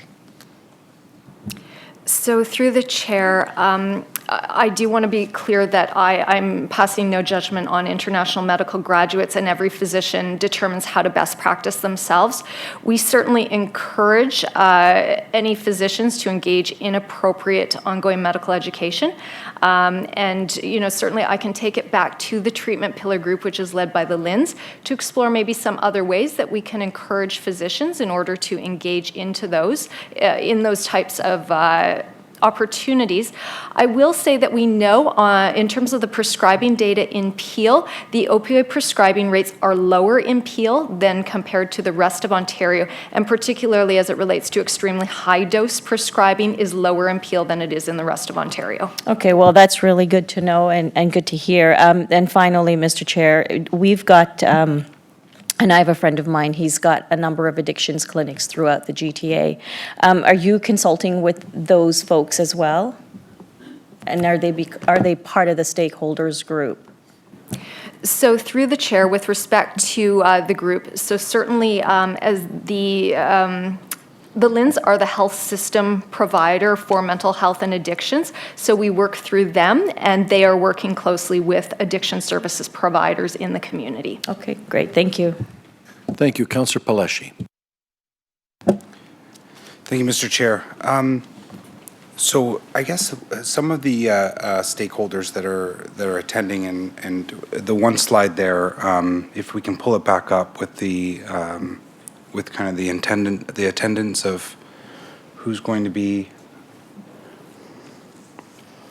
And I just go back on Councillor Grove's comments, and I agree that, you know, education needs to be a major part of it through the doctors, but we also have to identify that the lack of trust with addicts, because they're the ones that, you know, they feel like got them in the mess in the first place, and you know, we're here today, you know, asking for the support, and I think it's proven and it's out there that, you know, addicts help addicts, and it's not there isn't a pill that we can give people with addiction to cure a disease of the brain.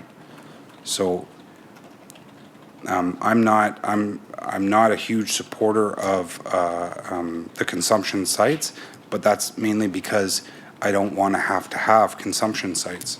You know, that would be fantastic if we lived in the world that people were normal, but normal is setting on a dishwasher.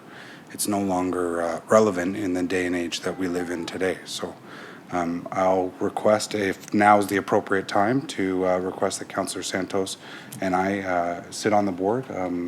I'd like to put that forward, and I welcome any member around this table, because if you don't know, this is a good way to know, because it affects all of us, and it's probably touched everybody's life sitting in this room here today. Thank you. No, and I welcome your willingness to do so, and I take that as a formal offer that we will deal with, as I've got 2 members ready to go. Councillor Santos. Thank you through you, Chair, and thank you, Councillor Peleshi, for putting my name forward. I was going to do that, so happy that somebody went ahead. The area recommended in the report is actually right in wards 1 and 5, where Councillor Vicente and I represent, and we get many complaints from residents and business owners of needles and drug use along Etobicoke Creek Trail and within the downtown. So we know and see the impact of not having a consumption site. So thank you, Councillor Peleshi. Certainly accept it, and also encourage others to join as well. Thank you. Councillor Demerla. Thank you, Chair, and Jessica, you and I have had some conversations on this, and I really want to thank you for, your willingness to engage in this. This is a difficult one for me, for many reasons, and one of the things that I want to clarify is I get the sense that today you're asking us to approve in principle a supervised consumption site, and to me that's a really big decision. And I've gone through and I've read it, unless I missed it. I feel like in your steering committee, I think you alluded to businesses and community, and I'd like to know in Cooksville which businesses you have consulted with and what community groups, because it's not entirely clear to me that there's an awareness in my ward that this might be something that's coming. And I feel like this decision in principle has to be made in the context of the residents of my ward being on site. I just can't, at this point, I feel the steering committee that you're proposing going forward, I don't think I saw any names of ratepayer groups or local businesses. So I'm concerned that this seems to be moving really fast. There has to be this balance between, I'm not questioning the efficacy of safe consumption sites, but how do you balance that with the concerns of residents, the high school that's really close by in Cooksville? And I know you've I feel like you dismissed my concerns when I raised them by saying that, well, the evidence shows otherwise. But I've been reading up, and I have found, as in this world today, you can always find evidence either way, and I have certainly seen evidence that suggests that it's not without its positives for sure, but it does have some impact on the community where it's being placed.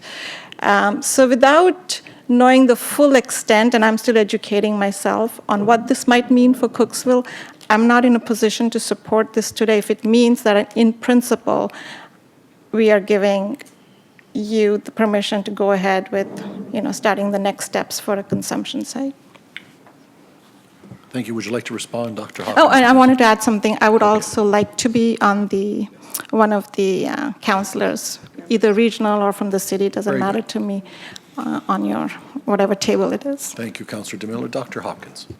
So through the chair, the study that we did was very high level. So we did not go into the study knowing where the locations might potentially come out as being the top locations in Peel. So we consulted with the Mississauga Board of Trade as well as the Brampton BIA for this. We did not go into further detail because that was not within that part of the scope of the study. I think it's very important for council to understand what the approval and application process looks like for supervised consumption sites at the federal level, known as consumption and treatment sites at the provincial level. So applicants are first required to apply to the federal government for an exemption under Section 56.1 of the Controlled Drugs and Substances Act. That is something that the feds grant. Once that happens, then the province would need to approve funding. And one of the requirements that the province has to approve funding is support of the local council. And so, you know, when you're looking at what you're endorsing, there is a stage where there would be coming to, depending on locations, whether it's the municipal council as opposed to regional council, but the municipal council would need to approve. So you are not approving a site at this point in time. This is to form a table, and there is a significant application process, which takes probably in the neighborhood of 1 to 2 years in order to get to the point to be able to move forward with something like this. Can I? Yeah. Absolutely, Councillor. So when I read the report, I got the sense that the table that's been working on this so far has already landed that Peel needs a safe consumption site. And I think one of our discussions was I wanted to know, well, what else is out there? Like, is this the only solution? Because I'm a little confused because when I read your, I think it's 7.1, the Appendix 1, which is what you're asking us to approve today or receive, it says very clearly, and I'm going to have to find that page.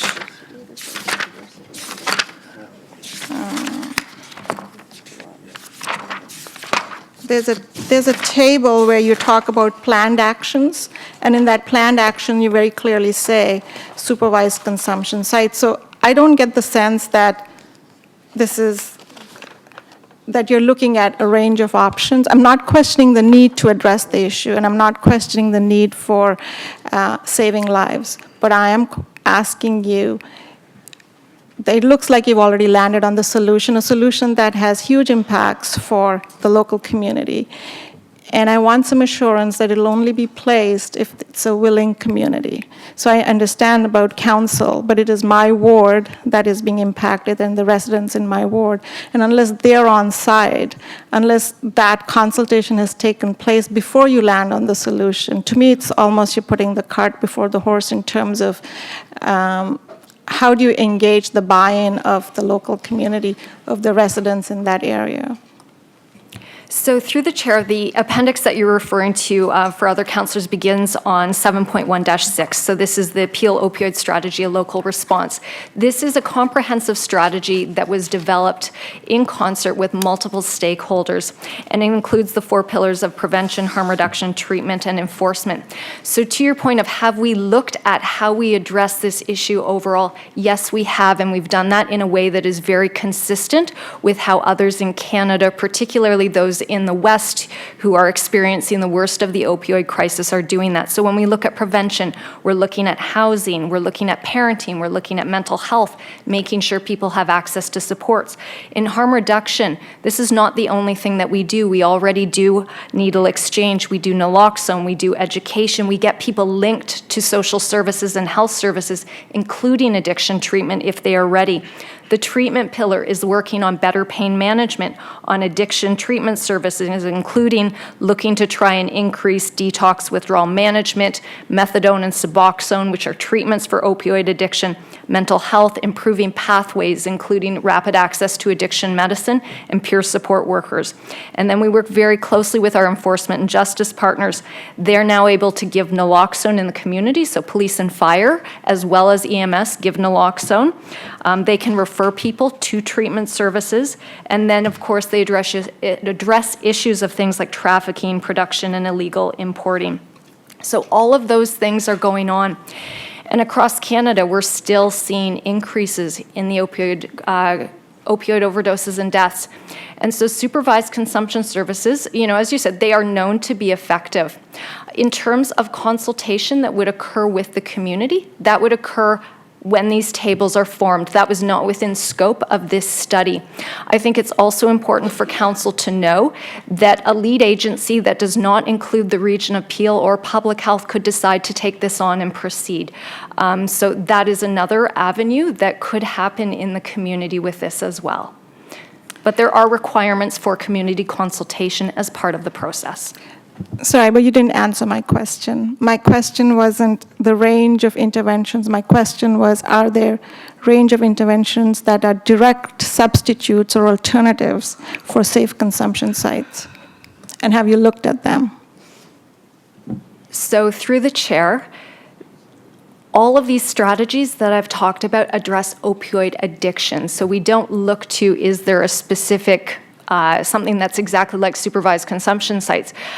This is how do we address this in a holistic fashion, and this is another tool, another intervention that could be used. And yes, we have thoroughly explored the options that are available globally.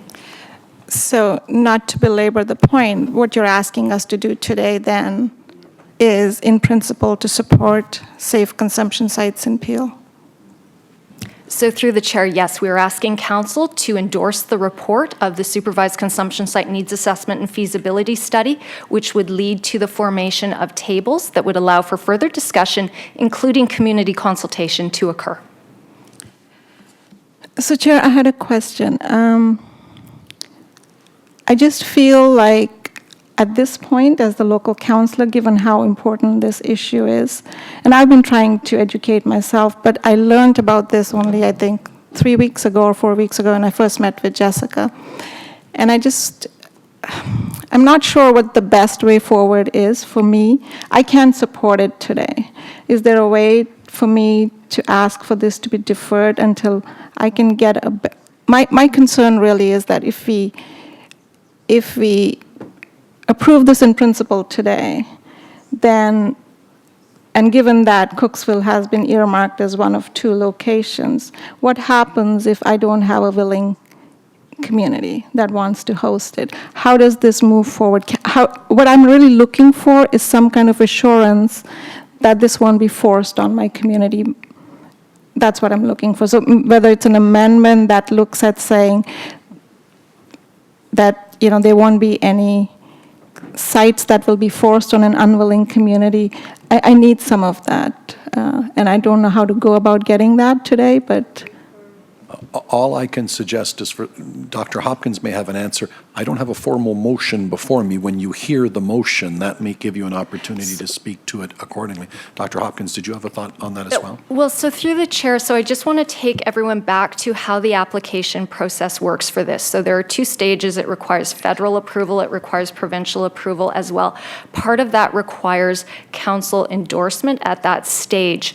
And community consultation needs to occur as well. So as councillors, you do have a say in this moving forward at that point in time as part of those applications.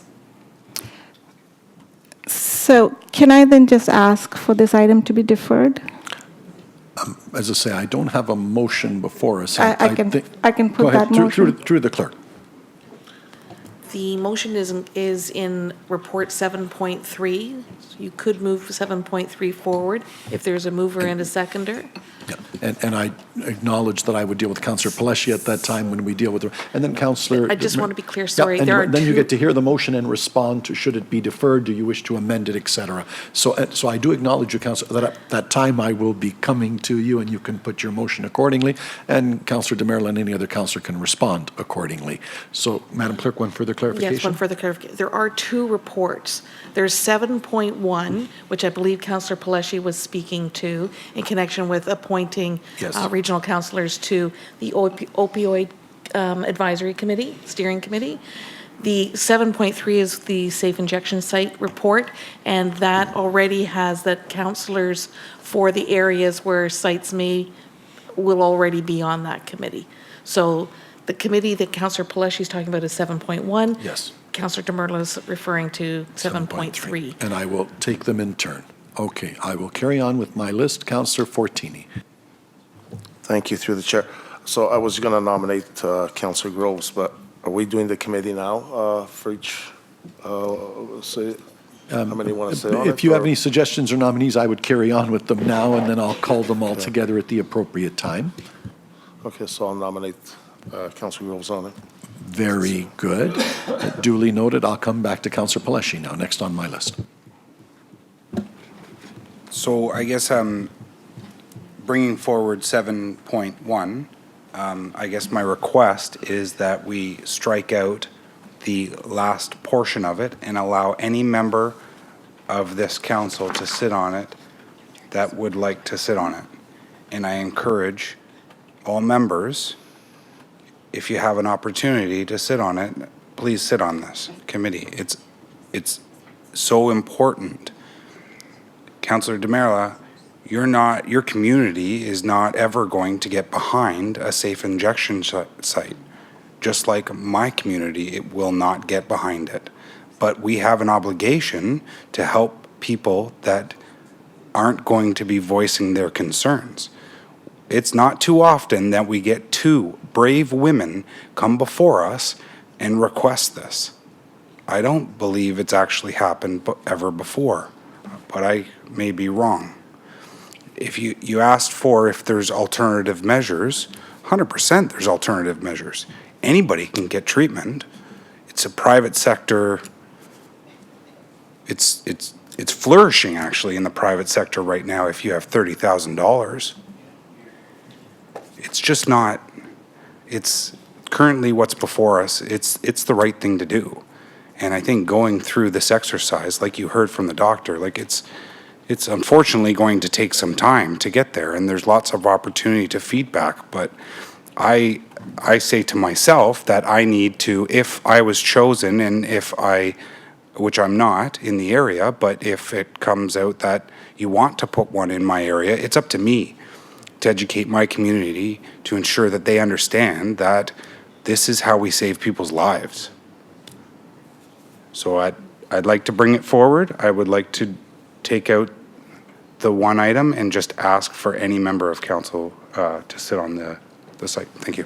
Understood, and I will deal with it accordingly at that time. I want to exhaust my list, then I will go to the motions. Councillor Santos. Thank you through you, Chair, and I echo my colleague, Councillor Paleshi, in what he has said. It is absolutely the right thing to do. If those women had enough courage to share their own personal stories and plead to us to help break the stigma, then certainly we around this table should have the same courage to stand up with them and for them. Like I said, I have no interest in deferring any opportunities or options to do something about the crisis today, and I'm certainly happy to support it being in wards 1 and 5 where there is a crisis happening in downtown Brampton, and any deferral would defer any action that would be taken in Brampton. And Councillor Dillon just shared with me that at FCM, they passed a motion declaring an opioid emergency. And so it is an emergency, and therefore there's no time to waste, because I don't think that we can afford another overdose death in the entire region of Peel. Thank you, Councillor. Thank you. Councillor DeMerla. Thank you, Chair. So just to be clear, a couple things. With 7.1, the way the motion is worded correctly and currently, it says that the Peel opioid strategy included in Appendix 1 of the report from the Commissioner titled be endorsed. So essentially, that's the issue that I'm questioning, because you're asking me to endorse today, and I feel I don't have all of the information to endorse a safe consumption site in principle. So I'm fine with, the creation of the, what's this called, the 3 municipalities and the stakeholder discussions. I'm fine with that, but I feel like as councillors, we should be part of these discussions and then come to the conclusion that we need the safe consumption site. I just feel like it's the other way around. You're saying we need the safe consumption site, but I haven't been included in this very big decision. I'm being just asked to vote on it today without having any background, any understanding. In fact, one of the things I wanted to do was go and visit the one in Toronto. I just haven't been able to do it yet. So there's a reason I'm asking for a deferral, and that's because I want to educate myself better and be in a better position to understand the implications of what does this mean for, I mean, there's multiple stakeholders here, and I'm not questioning the need to do our best for those who need this service. But I'm also asking, where has the engagement been with the rest of my community and with myself to understand better? And I am very curious to know, and I need to learn more as to, the safe consumption site is one solution. Is that the only and I'm not questioning the suite of solutions that you've come up with, but just for that particular piece, I've been trying to educate myself, and I'm reading, and I don't know how much, it's hard for me as a layperson to weigh the reports, but sometimes I have come across reports that have questioned the efficacy of safe consumption sites, and I've read many reports that say they do work, so I'm not going to weigh in that debate, but what I am questioning is the process. I just feel I'm being rushed. Thank you. So what I'm going to do now for clarity before I carry on with my list through to the clerk, that is the one motion that we have as it speaks to option 7 or report 7.1. Can you please put on the screen the second motion we will be dealing with, that being 7.3? I want everybody to take a moment to read this as well. This is the second motion that I'll be dealing with. And when Councillor DeMerlo, when I call for the both motions on the vote, that is when a deferral is an appropriate motion to make at that time that we can't debate. But at least, I first need movers and seconders. I know for 7.1, I have a mover and a seconder for 7.1 and from Councillor Peleschi and Councillor Santos. And I think you're telling you'd be willing to move 7.3 as well. Very good. So that deals up the housekeeping. So I have the two motions before me, 7.1 and 7.3, duly moved and seconded each. I will carry on with my list. You are speaking to those two motions, Councillor Innes. Okay, I'm not sure I'm speaking to two motions at once because there's one motion on the floor at a time. So 7.1 is on the floor, and that's the only one that's on the floor, but I'll leave that to the chair and the clerk. I understand everybody's perspective here. I think we have an issue, and you used a term, holistic approach. However, I find that some of the solutions and suggestions of moving forward are actually reactionary. We're not getting to the crux of the big issue, starting with mental health at the very beginning.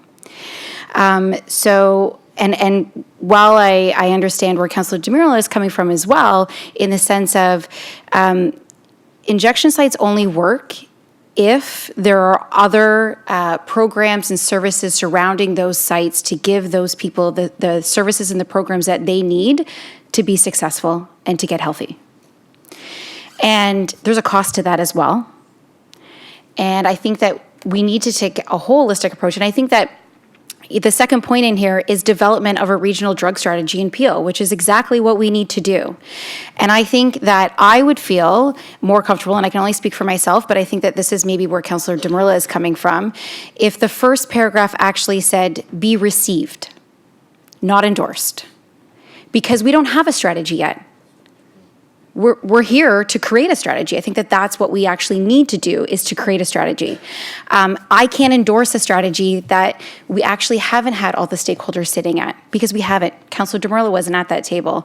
Whatever other councillors, whatever other community groups other than our business community weren't at those tables. And I think that it's smart to actually create the strategy. That's what we need to do. And it does need to be holistic. And it does need to look at those front-end health services, not just the reactionary end services. So I would like to make an amendment that the first paragraph be changed to say, be received. And I would feel much more comfortable supporting this, because I do support the strategy. I think that we need to create a strategy. It is needed. But I can't say that I fully endorse what is being recommended, because I don't think that it's complete and comprehensive yet, enough for me to feel that comfortable. So I'm going to make that amendment that it just say be received. And I'm going to suggest as chair, I would think in going from endorse to receive, I would have to rule that as contrary, because I think. Oh, okay, I apologize. Absolutely, because it isn't a friendly amendment. It's definitely a different, very good. Absolutely, that's a standalone, because it's contrary. Very good. Okay, that is what's before us as an amendment. Thank you. I will Dr. Hopkins, did you wish to respond, or can I carry on? Carry on. Carry on with Councillor Dillon. And we're speaking to the amendment now. Yes, thank you. And sorry, that's correct, Councillor Innes, you do need a seconder for your amendment.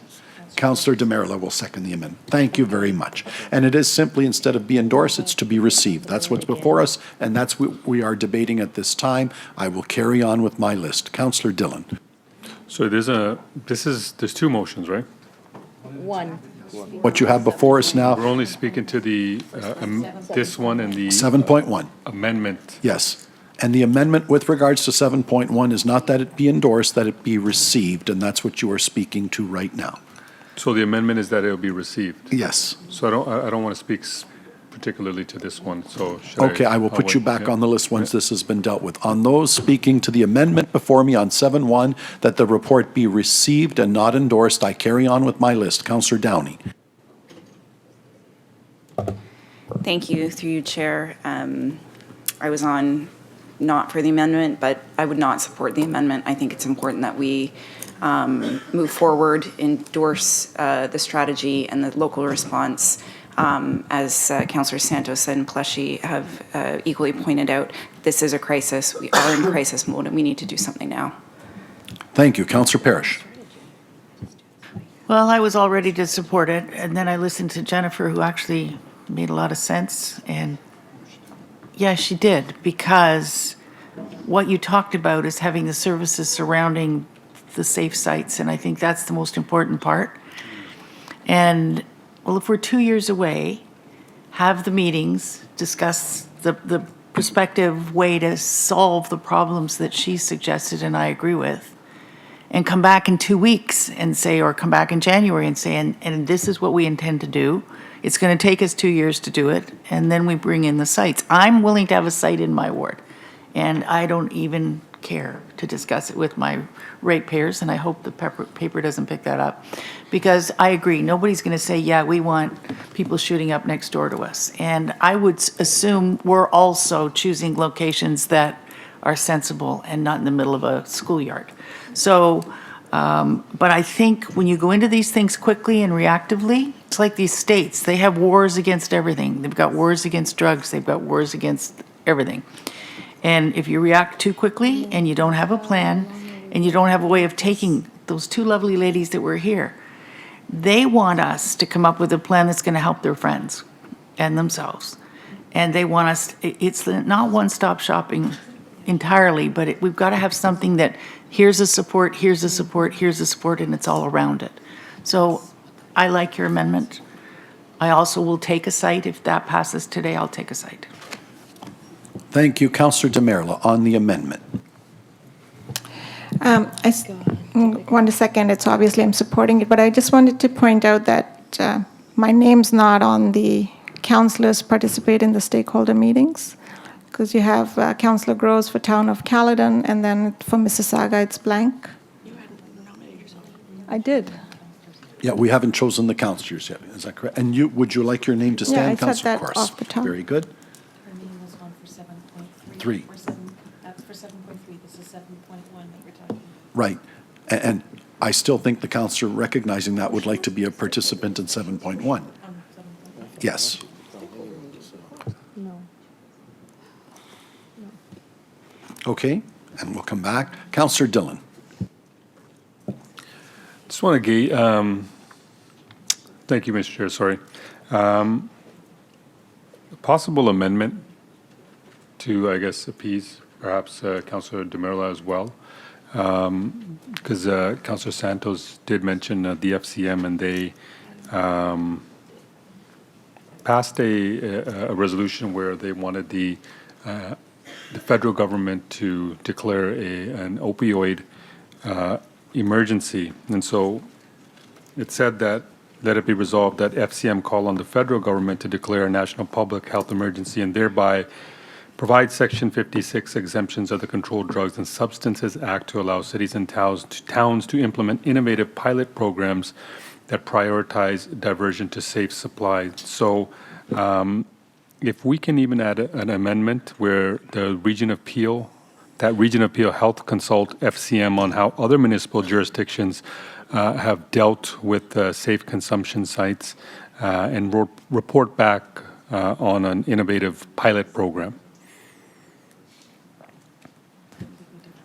Yeah, I'm thinking that's a different motion in and of itself that I would happy to take as a standalone motion once these have cascaded down. Yeah, and I think some people might like to read it, if you could just write it out for us as well. I can write it. I don't think it's contrary necessarily, but I do think it's got a lot of moving parts to it, and I do think it may very well be a standalone motion in and of itself. That's complementary, I think, but if you could write that out, I'd be happy to deal with it. I'll send it. The reason why I think it's complementary, I just think it adds to the, it gives it a broader approach on how we're actually tackling this and getting more, allowing us to, whether it's FCM or other jurisdictions or municipalities, deal with that, or work with them on, what they've dealt with, and it'll add to whatever we're doing here. Okay, thank you. Carrying on with my list, on the amendment that the motion before you be received and not endorsed, I carry on. Councillor Paleshi. Thank you, Mr. Chair. And although I often agree with Councillor Innes, and I agree with kind of the gist of the intent behind that, and if you took, this amendment and you placed it anywhere else on whatever was before us, I would probably support it. But Councillor Innes, we've been around this table for 5 years. We know what the issues are. We know that, with respect, Councillor Parrish, we're not going to meet in 3 weeks and have staff report back on a strategy. That's not going to happen. This is government. We don't work that fast. We won't be back here in 2 months, I don't believe. So we know that this, going forward, it's 2 years away. Any delay in this now is plus 2 years away. So I think we should go ahead and support the endorsement, and then at the time of these meetings, and I welcome Councillor Innes, and I think Councillor, I'm not sure if I caught Councillor Downing's willingness to be on the committee or not, I don't know, but I just welcome, more opportunity for councillors to be a part of this so that they feel comfortable that we are actually going ahead with an endorsement here today. Thank you, Mr. Chair. Thank you, Councillor Vicente. Thank you, Mr. Chair. Speaking to the amendment, Dr. Hopkins, in your presentation, you detailed that in a supervised consumption site, you have the opportunity to provide other services to people who are using these facilities. Can you just expand on that? Because I think that speaks powerfully to Councillor Innes's concern. Through the chair, thank you for the question.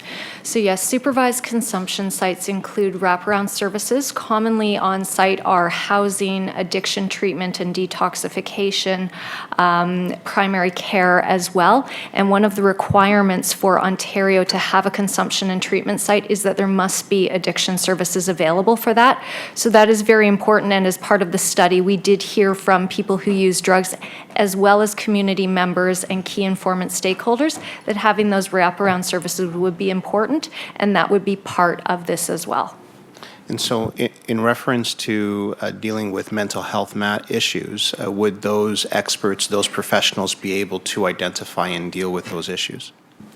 Yes, so through the chair, mental health services are commonly incorporated with supervised consumption sites, and that is something that we could certainly look to incorporate here, either on-site or through a rapid access referral system.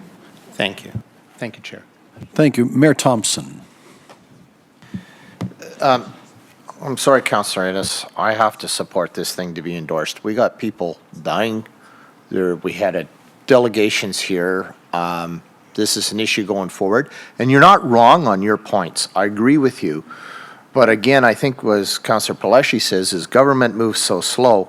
I think we need to get moving on this, and I think there's other things that need to dovetail, and I think with the community having this, and it even concerns me, even looking in Caledon, you look at the little blue circles in Bolton, but we even got that up in Alton, for heaven's sakes, a very small community where an issue is already becoming a problem.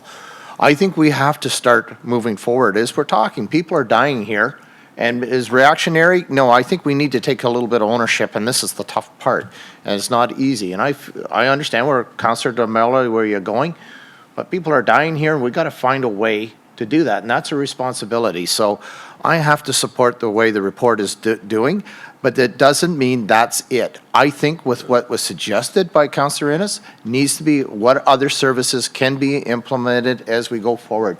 I think it's a living motion going forward. There's other things we need to implement. So I think we need to support the motion here. I appreciate where Councillor Innes wants to go, but I disagree.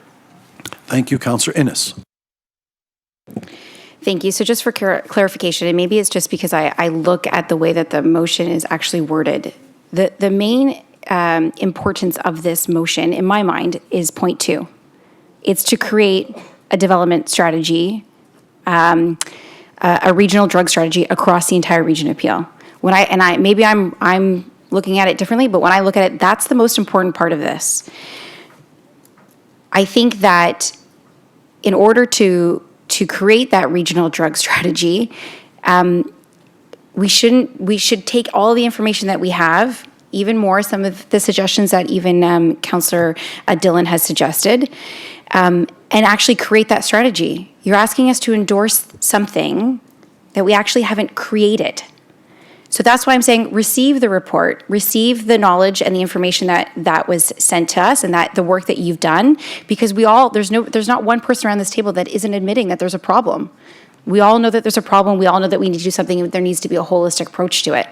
All I'm simply saying is I can't endorse something without actually having the strategy to go with it. We should have the strategy, and I don't think that by changing it is by any less any of us saying that we don't support or we don't agree that we have an issue here in Peel. We have an issue, and we clearly do, and we're all sitting around this table saying we need to create a strategy on how to deal with it. That's not slowing it down. That's us actually coming to the table and creating a strategy. Dr. Hopkins, more clarity on that, if you would. Through the chair, I'm not sure if this is helpful to provide further clarification. What is before you is there is a Peel opioid strategy that includes very clear activities, interventions in order to address the opioid crisis. That's the first part of the motion. The second part of the motion, which is linked with the third part, is that there is Moyo Health and Community Services is developing a broader drug strategy for Peel because there are other drugs besides opioids in Peel that are important. And so these are in ways two separate motions. So there are very specific actions tied to opioids.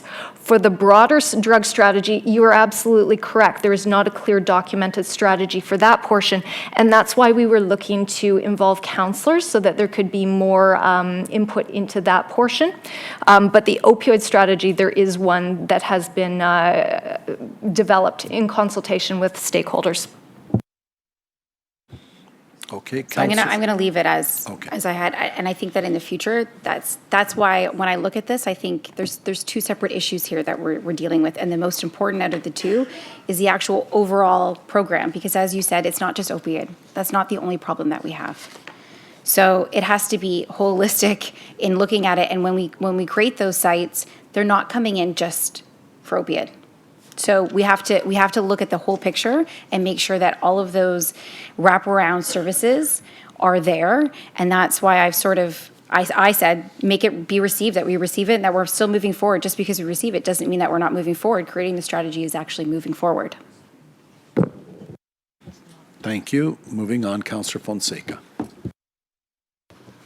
Thank you, through Mr. Chair. So I did have a question with regards to the team that put the strategy together, and it was referenced, and thank you very much to those who came and spoke today in the delegation. And clearly, I think we all support the need, as I hope you're hearing around the table, that we support the need to move forward, and there's definitely a crisis that needs to be addressed. But my question with regards to the actual team that put the strategy together, I did not see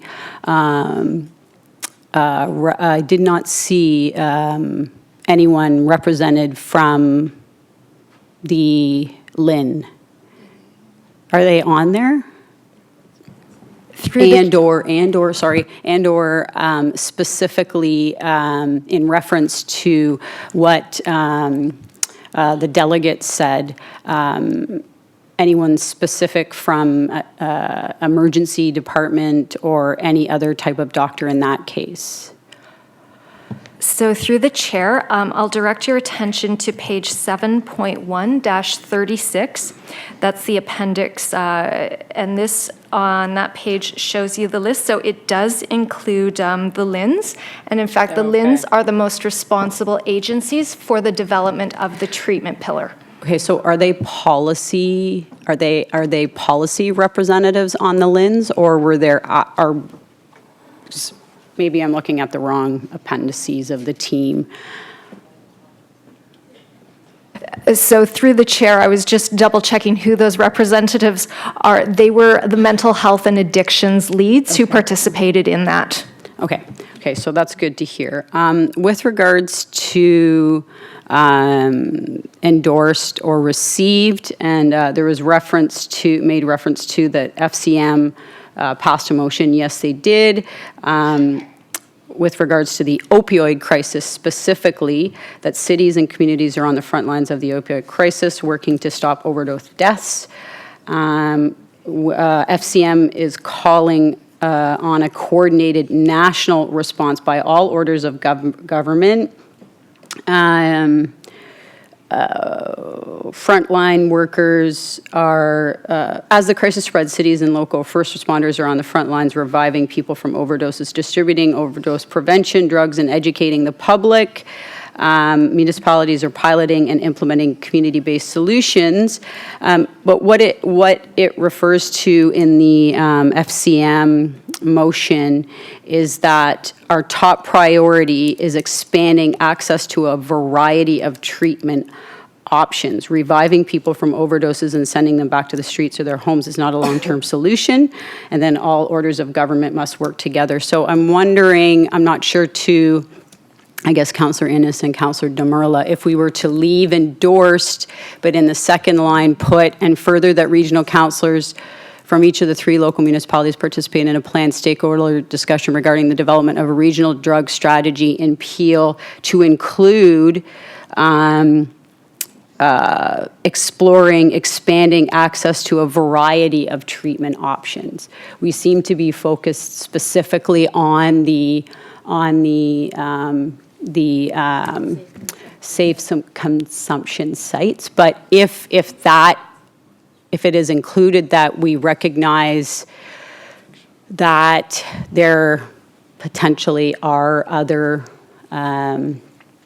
options, maybe that's a way to go about it, so that we're endorsing, and because it's a crisis and there is an immediate need, but rather than just receiving because of the process, maybe adding that line so it would be expanding access to a variety of treatment options. I'm not sure if that's something that Councillor Innes and Councillor Demerla would consider.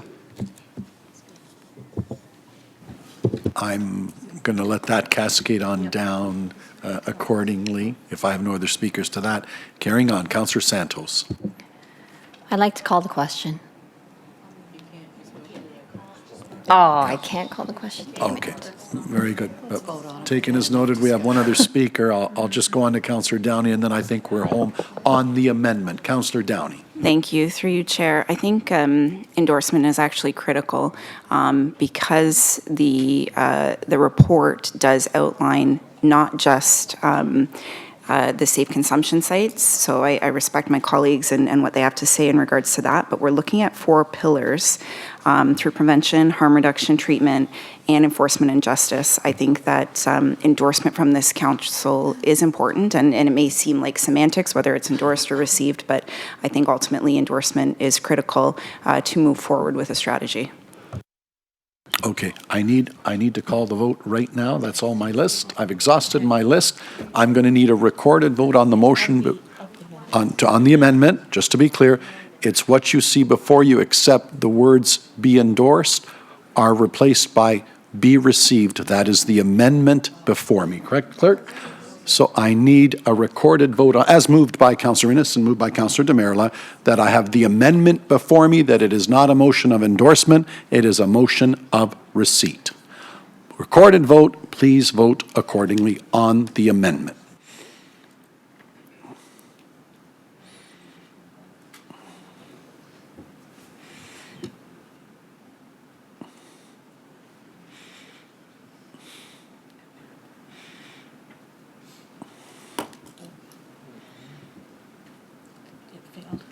The amendment fails, which brings me back to the main motion, if I can have it back on the screen. Just takes a second. We'll just take a second so that everybody can see the vote. So the amendment failed. That brings me back to the main motion on the screen that you see as moved by Councillors Peleshly and Santos, taken exactly as read, the salient two words, that it be endorsed at this time. Do I have speakers on this motion? Councillor Dillon? You know what, I think, Councillor Demerla, I think we should yield the floor to Councillor Demerla now that this motion is before us. One last word to you, Councillor Demerla. Would it be possible to break this motion into two? Because if I vote against it, then am I voting against me being on the stakeholder meeting? So I want to be on the meetings, but I don't want to endorse it, so. No, I'm not sure that it would be, Madam Clerk, would it be interpreted that way? She'd vote against, not necessarily voting against her. Does it make it easier for everyone to split it in half? The clerk says she can live with it. I know it's not the councillor's intent to look like she wants to step away from it. Madam Clerk, where would be the appropriate point to split it accordingly then, after endorsed? First paragraph? Yes. And then we'll do the second paragraph, so we'll do the first paragraph first. Okay, so we will split them accordingly, Councillor Demerla. What that means, what I have before me now is really the main motion that concludes with the words "be endorsed," as moved by Councillor Peleshly, seconded by Councillor Santos. On that portion of the motion, I need a recorded vote. And just give us a second to... Just to catch up with the technology, okay? I believe it's the first first paragraph. First paragraph only at this time. Then I will be revisiting. Yeah. Okay. I will be dealing with just the first clause at this time, which concludes with the words "be endorsed." Okay. I'm told the system works. I have a recorded vote. Please vote electronically at this time.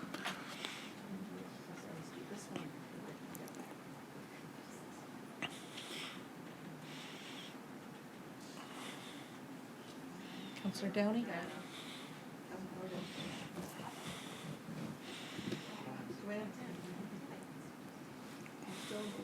Councillor Downey? He keeps pressing and it's not Okay, going. thank you. We're good, Madam Clerk? Carries? It carries. Thank you. That brings us back to the body of the main motion, those last two clauses, if I can have them up once again in a moment. And it will just take a moment, I'm told. So what we're left with is the last two clauses that begin with "and further that regional councillors from each of the three municipalities," et cetera, and the next clause. I hope Councillor Peleshly and Santos still willing to move those and second those accordingly. Councillor Starr, point of clarification. The last part of that allow that anybody that wants to attend those meetings, they can attend. Yes. Anybody. Yeah. So these are just the regulars that are attending, but anybody can attend. We need that in there or no? I think that, Actually, I need to speak to that. okay, let the clerk clarify that. Madam Clerk. The concern with that is that if we end up with more councillors at a meeting than non-councillors, that's considered a committee of council, and that's a whole different kettle of fish. That'll never happen. But it would be a risk if we put that wording in the motion. So it would be, you could attend not as a member of the stakeholder, you could sit in the audience and listen, but to actually be a member, we need to appoint them. Okay? Okay, so that's clear. We're down to those two clauses now. A recorded vote. There's nobody else that wants to be. I see no other speakers. I'm ready to call the question for those remaining. Oh, yeah, that was understood if anybody else wanted to call out to be on the committee, but I think they've had their chance. I have the question before us. It's been moved and seconded, recorded vote.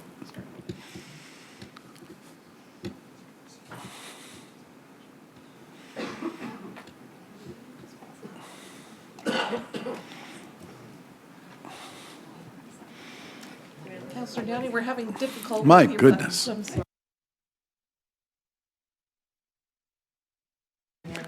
That carries unanimously. So to our friends in the audience, we got our endorsement and we got our committee. Thank you. Now we need 7.3. No, we need Oh, sorry. 7.3. Oh, okay, yes, I'll deal with 7.3 right now.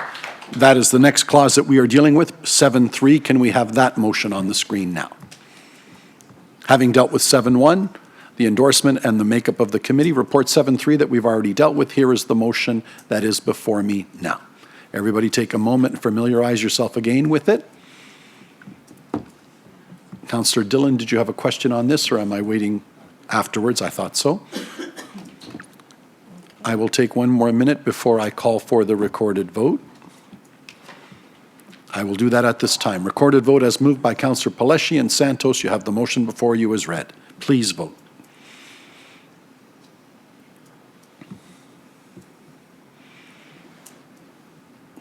Councillor Dillon?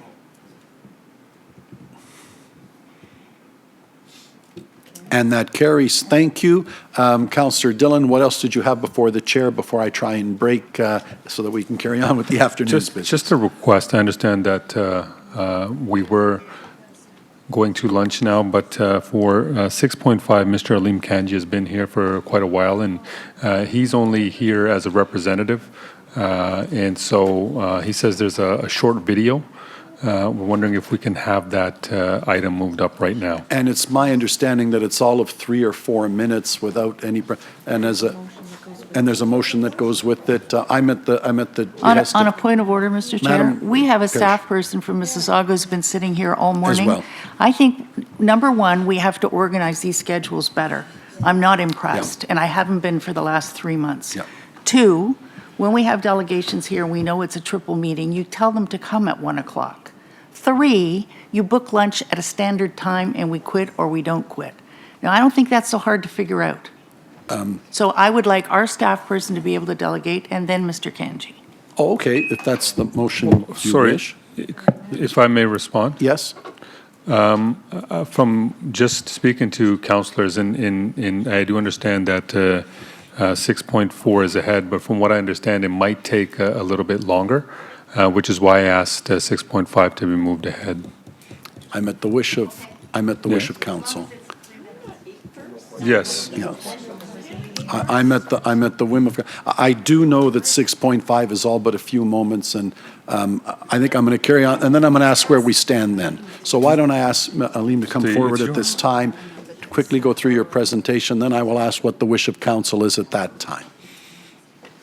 Because I was promised it would be quite brief. Go ahead. Thank you, Mr. Chair, and thank you to council for receiving the item. I'm here representing Mr. Pierre Ranger. Unfortunately, could not be here from way up north this afternoon now. So we will get to his videos, and I'll let him do his own speaking. Thank you.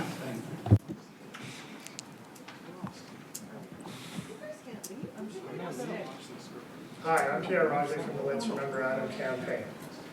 I'm sorry I was unable to attend your council meeting today, but I would like to thank the City of Mississauga, the City of Brampton, and the Town of Caledon on supporting resolutions that stop arm cameras on school buses.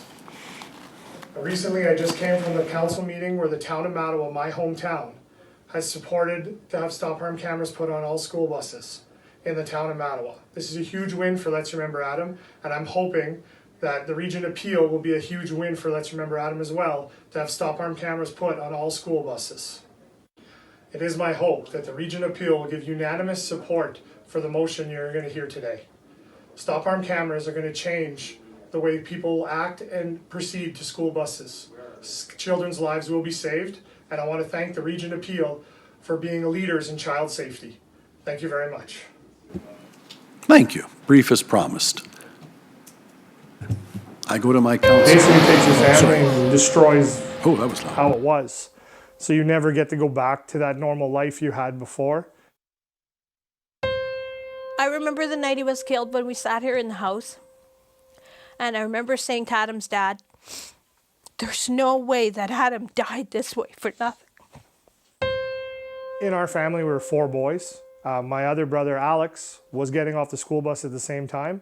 Brody and Alex were not even able to sleep in that room because Adam wasn't there. They would come out, sleep in the living room. We had to totally change the bedroom just simply so they would feel comfortable to go back into their room because their brother wasn't there.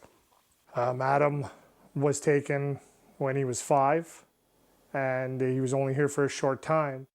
He had dreams. He knew more about life than I could ever know. If you run a school bus light, 100% certain there's a pedestrian there, and not only a pedestrian, but a child.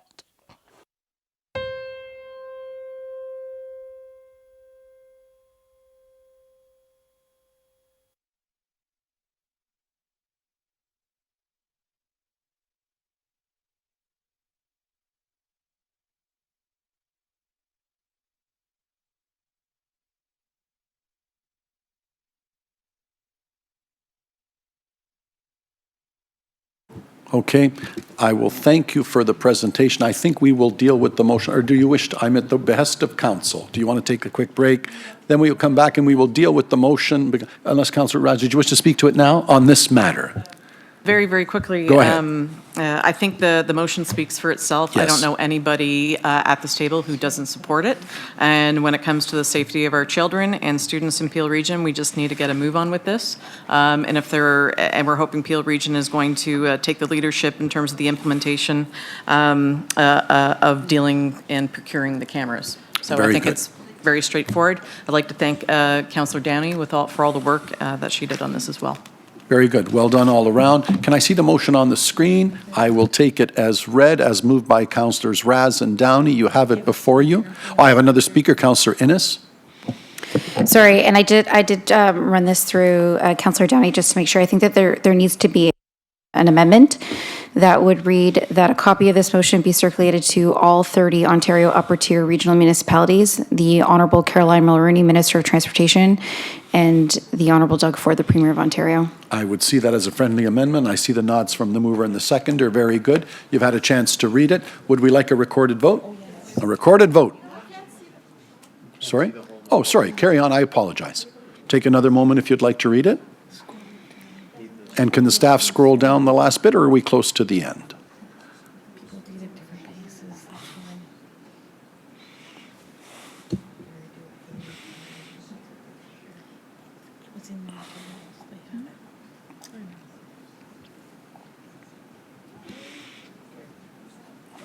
Is everybody good? Yeah, I will call the question at this time, recorded vote, with the amendment that Councillor Innes referred to about the distribution.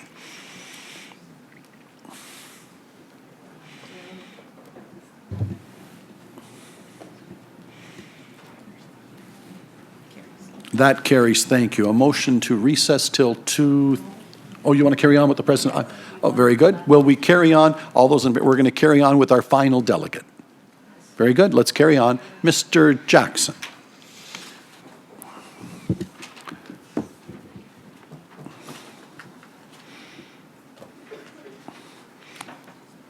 And this is Jeff Jackson, Director, Finance and Treasurer of the City of Mississauga, regarding the motion to change the apportionment of the regional levy, which relates to item 19.1. Welcome, Jeff.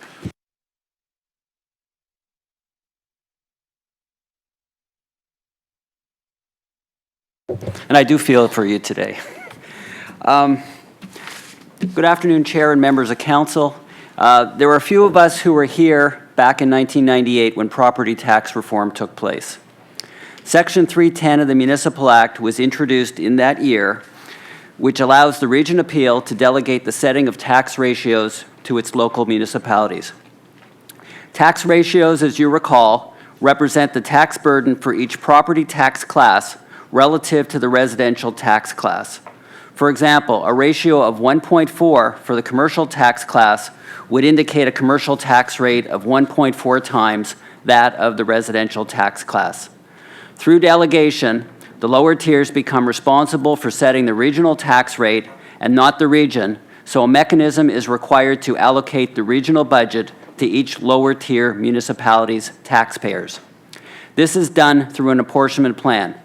Delegation of tax ratios must be approved by the region and all of the lower tiers, as well as by the Minister of Finance through regulation. The apportionment plan is approved by the region and this is done in April of each year in time to allow the lower tiers to bill final taxes. Back in 1998, there were two features of Section 310 that interested council and caused them to vote in favor of delegation and an apportionment plan. The first was the ability to set tax ratios, since these can drive economic development if a council chooses to reduce the tax burden on commercial and industrial properties, as Brampton and Caledon have done. The second was a desire to tie regional services to service levels or consumption by municipality. Council approved the two largest regional costs, being police and waste management, both being allocated on a basis other than property assessment. Waste was allocated based upon tonnage for each municipality until 2010, when it was changed to households to simplify the process. OPP was allocated to Caledon since they were the user of this service, and Peel Regional Police to Brampton and Mississauga based on assessment between the two municipalities. On the slide above, you can see the mathematical calculation, and this is from the apportionment plan approved by Council on April 11th. You will notice that the cost of Peel Regional Police is funded by Mississauga at 62.66% and Brampton at 37.34%. The cost of the OPP at $12,168,968 is borne by Caledon, and you can remember that $12 million number because you'll see it in a second. I should note that if there was no apportionment plan, Caledon taxpayers would pay $14.3 million more for police services, while Brampton taxpayers would pay $5.3 million less, and Mississauga taxpayers $8.9 million less. Caledon gets a great deal, and this resolution that's on the floor today would not change that. The OPP costs Caledon $494 per property versus Peel Regional Police at $912 per property for Brampton and $1,226 for Mississauga. So how are the OPP costs allocated to Caledon? As shown in last week's presentation by the Caledon Treasurer, Heather Hare, the OPP costs are based upon roughly 50% of base service costs, plus 50% of calls per service, plus additional services contracted by Caledon, plus a little bit for their assets and stuff. The same or a similar type of formula could be used to allocate Peel Regional Police costs between Brampton and Mississauga. On this slide presented by Ms. Hare, the 2019 costs amount to $12,168,000, which is the same number shown on my first slide on apportionment as being allocated solely to Caledon. There is some confusion, or there was some confusion last week, as to Ms. Hare's response as to how the cost is allocated to Caledon taxpayers. That response was based upon assessment, which is true. Each taxpayer receives a tax bill which contains a Region of Peel levy amount that is allocated to that property based upon assessment. However, the amount allocated to Caledon taxpayers by the region is based upon the OPP formula. And page 6.1.3 on your budget agenda from this morning also says the same thing. So, in summary, costs are allocated to Caledon through the OPP formula and then to individual taxpayers by assessment. Based upon the 2010 precedent which modified the manner in which waste costs were allocated by municipality, the cost of Peel Regional Police can and should be revised in the apportionment formula. This concludes my delegation, Mr. Chair, and I'd be happy to answer questions. And there are Councillor Parrish. I would like to move up 19.1, and I would like to move the motion right now. Do you have a seconder for the motion, Councillor Sato? Very good. Can we get the motion up on the screen, or everybody has it in front of them, either or? Before I go to Councillor Sato. Councillor Sato. We've added a fourth paragraph. Oh, go ahead, please. And whereas the budget allocations for Peel, sorry, where is it? There it is. That the Region Municipality of Peel enact a bylaw in accordance with the Municipal Act 2001 as amended to apportion the upper tier levies for police services for the year 2021 to Mississauga and Brampton using the OPP funding model. Very good. Councillor Sato. Thank you, Mr. Chairman, and I'm pleased to second this. I think it's very important that we finally fix this inequity. You'll recall years ago when we had equalized assessment and how difficult it was to get it through, and the millions of dollars that Mississauga was paying that we shouldn't have, and it took a lot of work to get that through. We still lost millions of dollars, and you know, we need to be fair with how we're paying for costs in the city of Mississauga. So I'm pleased to second this. Thank you, Councillor Raz.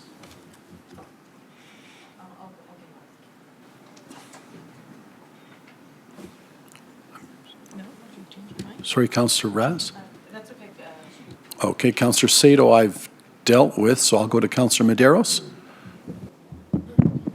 Thank you. Can I see the full motion?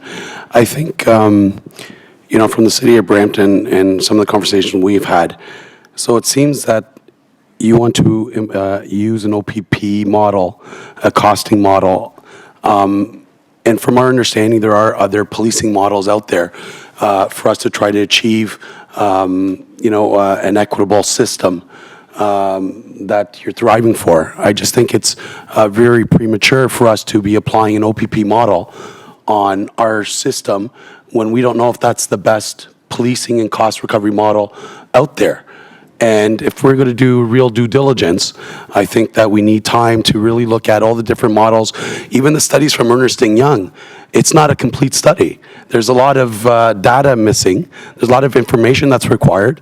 I don't know if the delegation from Mississauga wants to comment on that, but certainly you would confirm that what Ernst & Young says is that further analysis is required, especially on some of the drivers. So again, I think understanding that Mississauga's there seems to be an appetite to feel that you have more of a cost burden.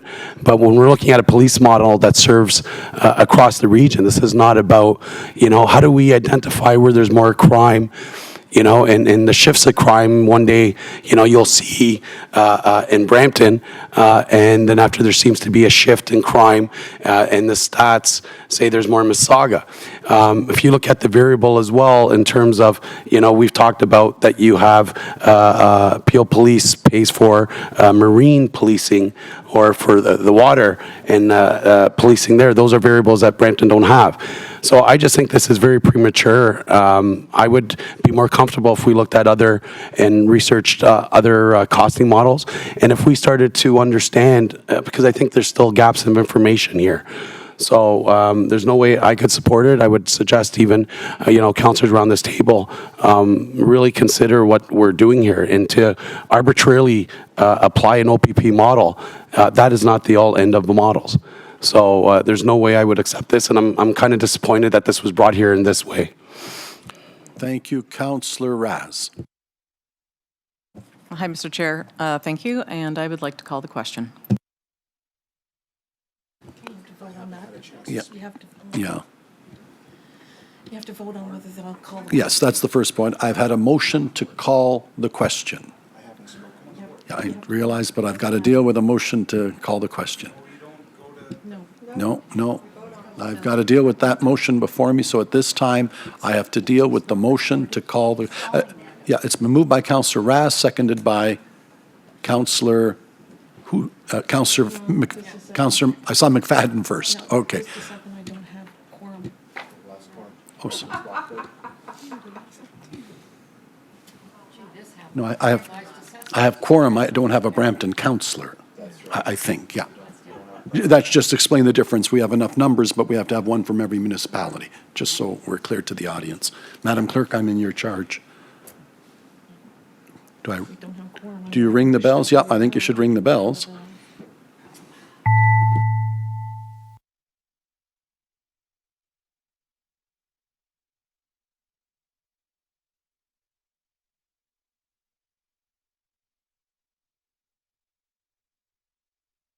I think that would be helpful. It's what we normally do. Yeah. Is there some reason I normally hear the bells and I don't hear them? They're going there, but okay.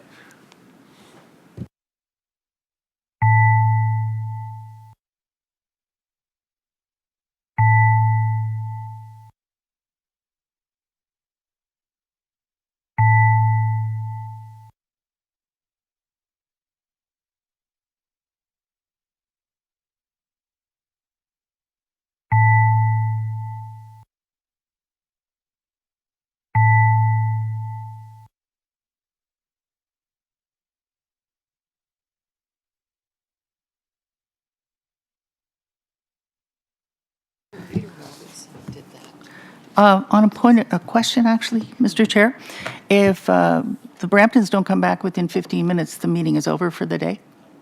I was just asking if it was 15 or 30, and it may be 30, but yes. send Doesn't me- matter. Matt, through to the clerk. The meeting's over for Yep, the day? Through to the clerk. Perfect, thank you.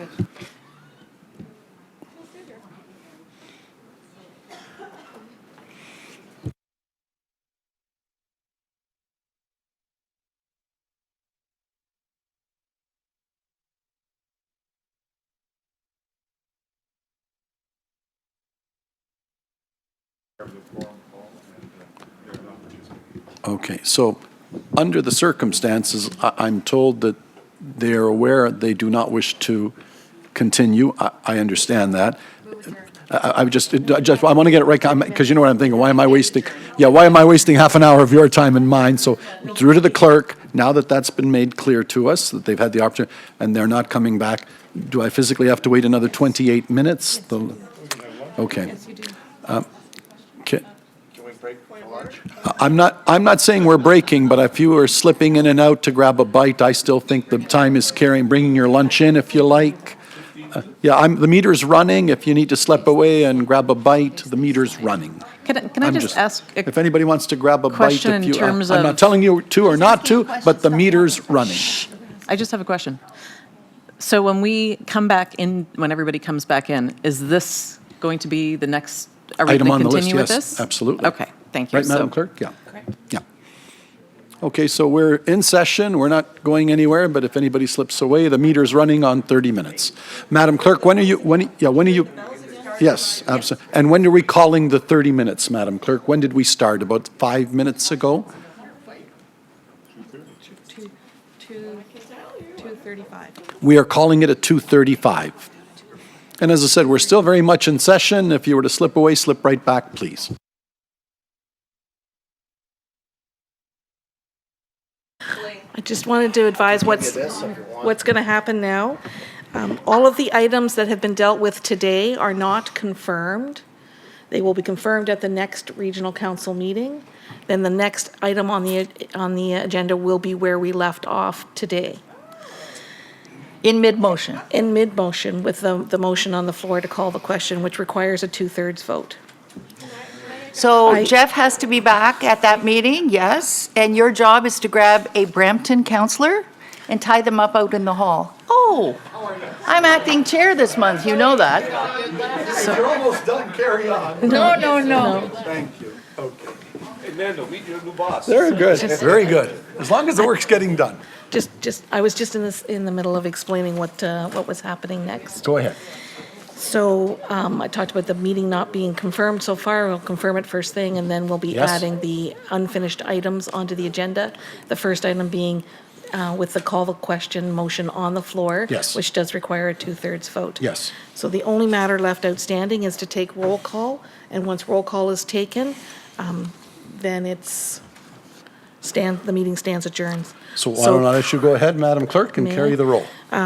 Present is Councillor Carlson, Mayor Crombie, Councillor Demurla, Councillor Dasco, Councillor Downey, Councillor Fonseca, Councillor Innes, Councillor Kovac, Councillor Mahoney, Councillor McFadden, Councillor Parrish, Councillor Raz, Councillor Sato, Councillor Sinclair, Councillor Starr, and Mayor Thompson, and the chair. And so, Madam Clerk, we fail for quorum We do. because? Because no member of Brampton is present, and a member must be present from each of the municipalities. So, Madam Clerk, can I formally adjourn the meeting even though I don't have quorum, or what is the next step to? The meeting stands adjourned. The meeting stands adjourned, thanks to those that are still in attendance. Okay. Very good. With apologies to all and to the taxpayers.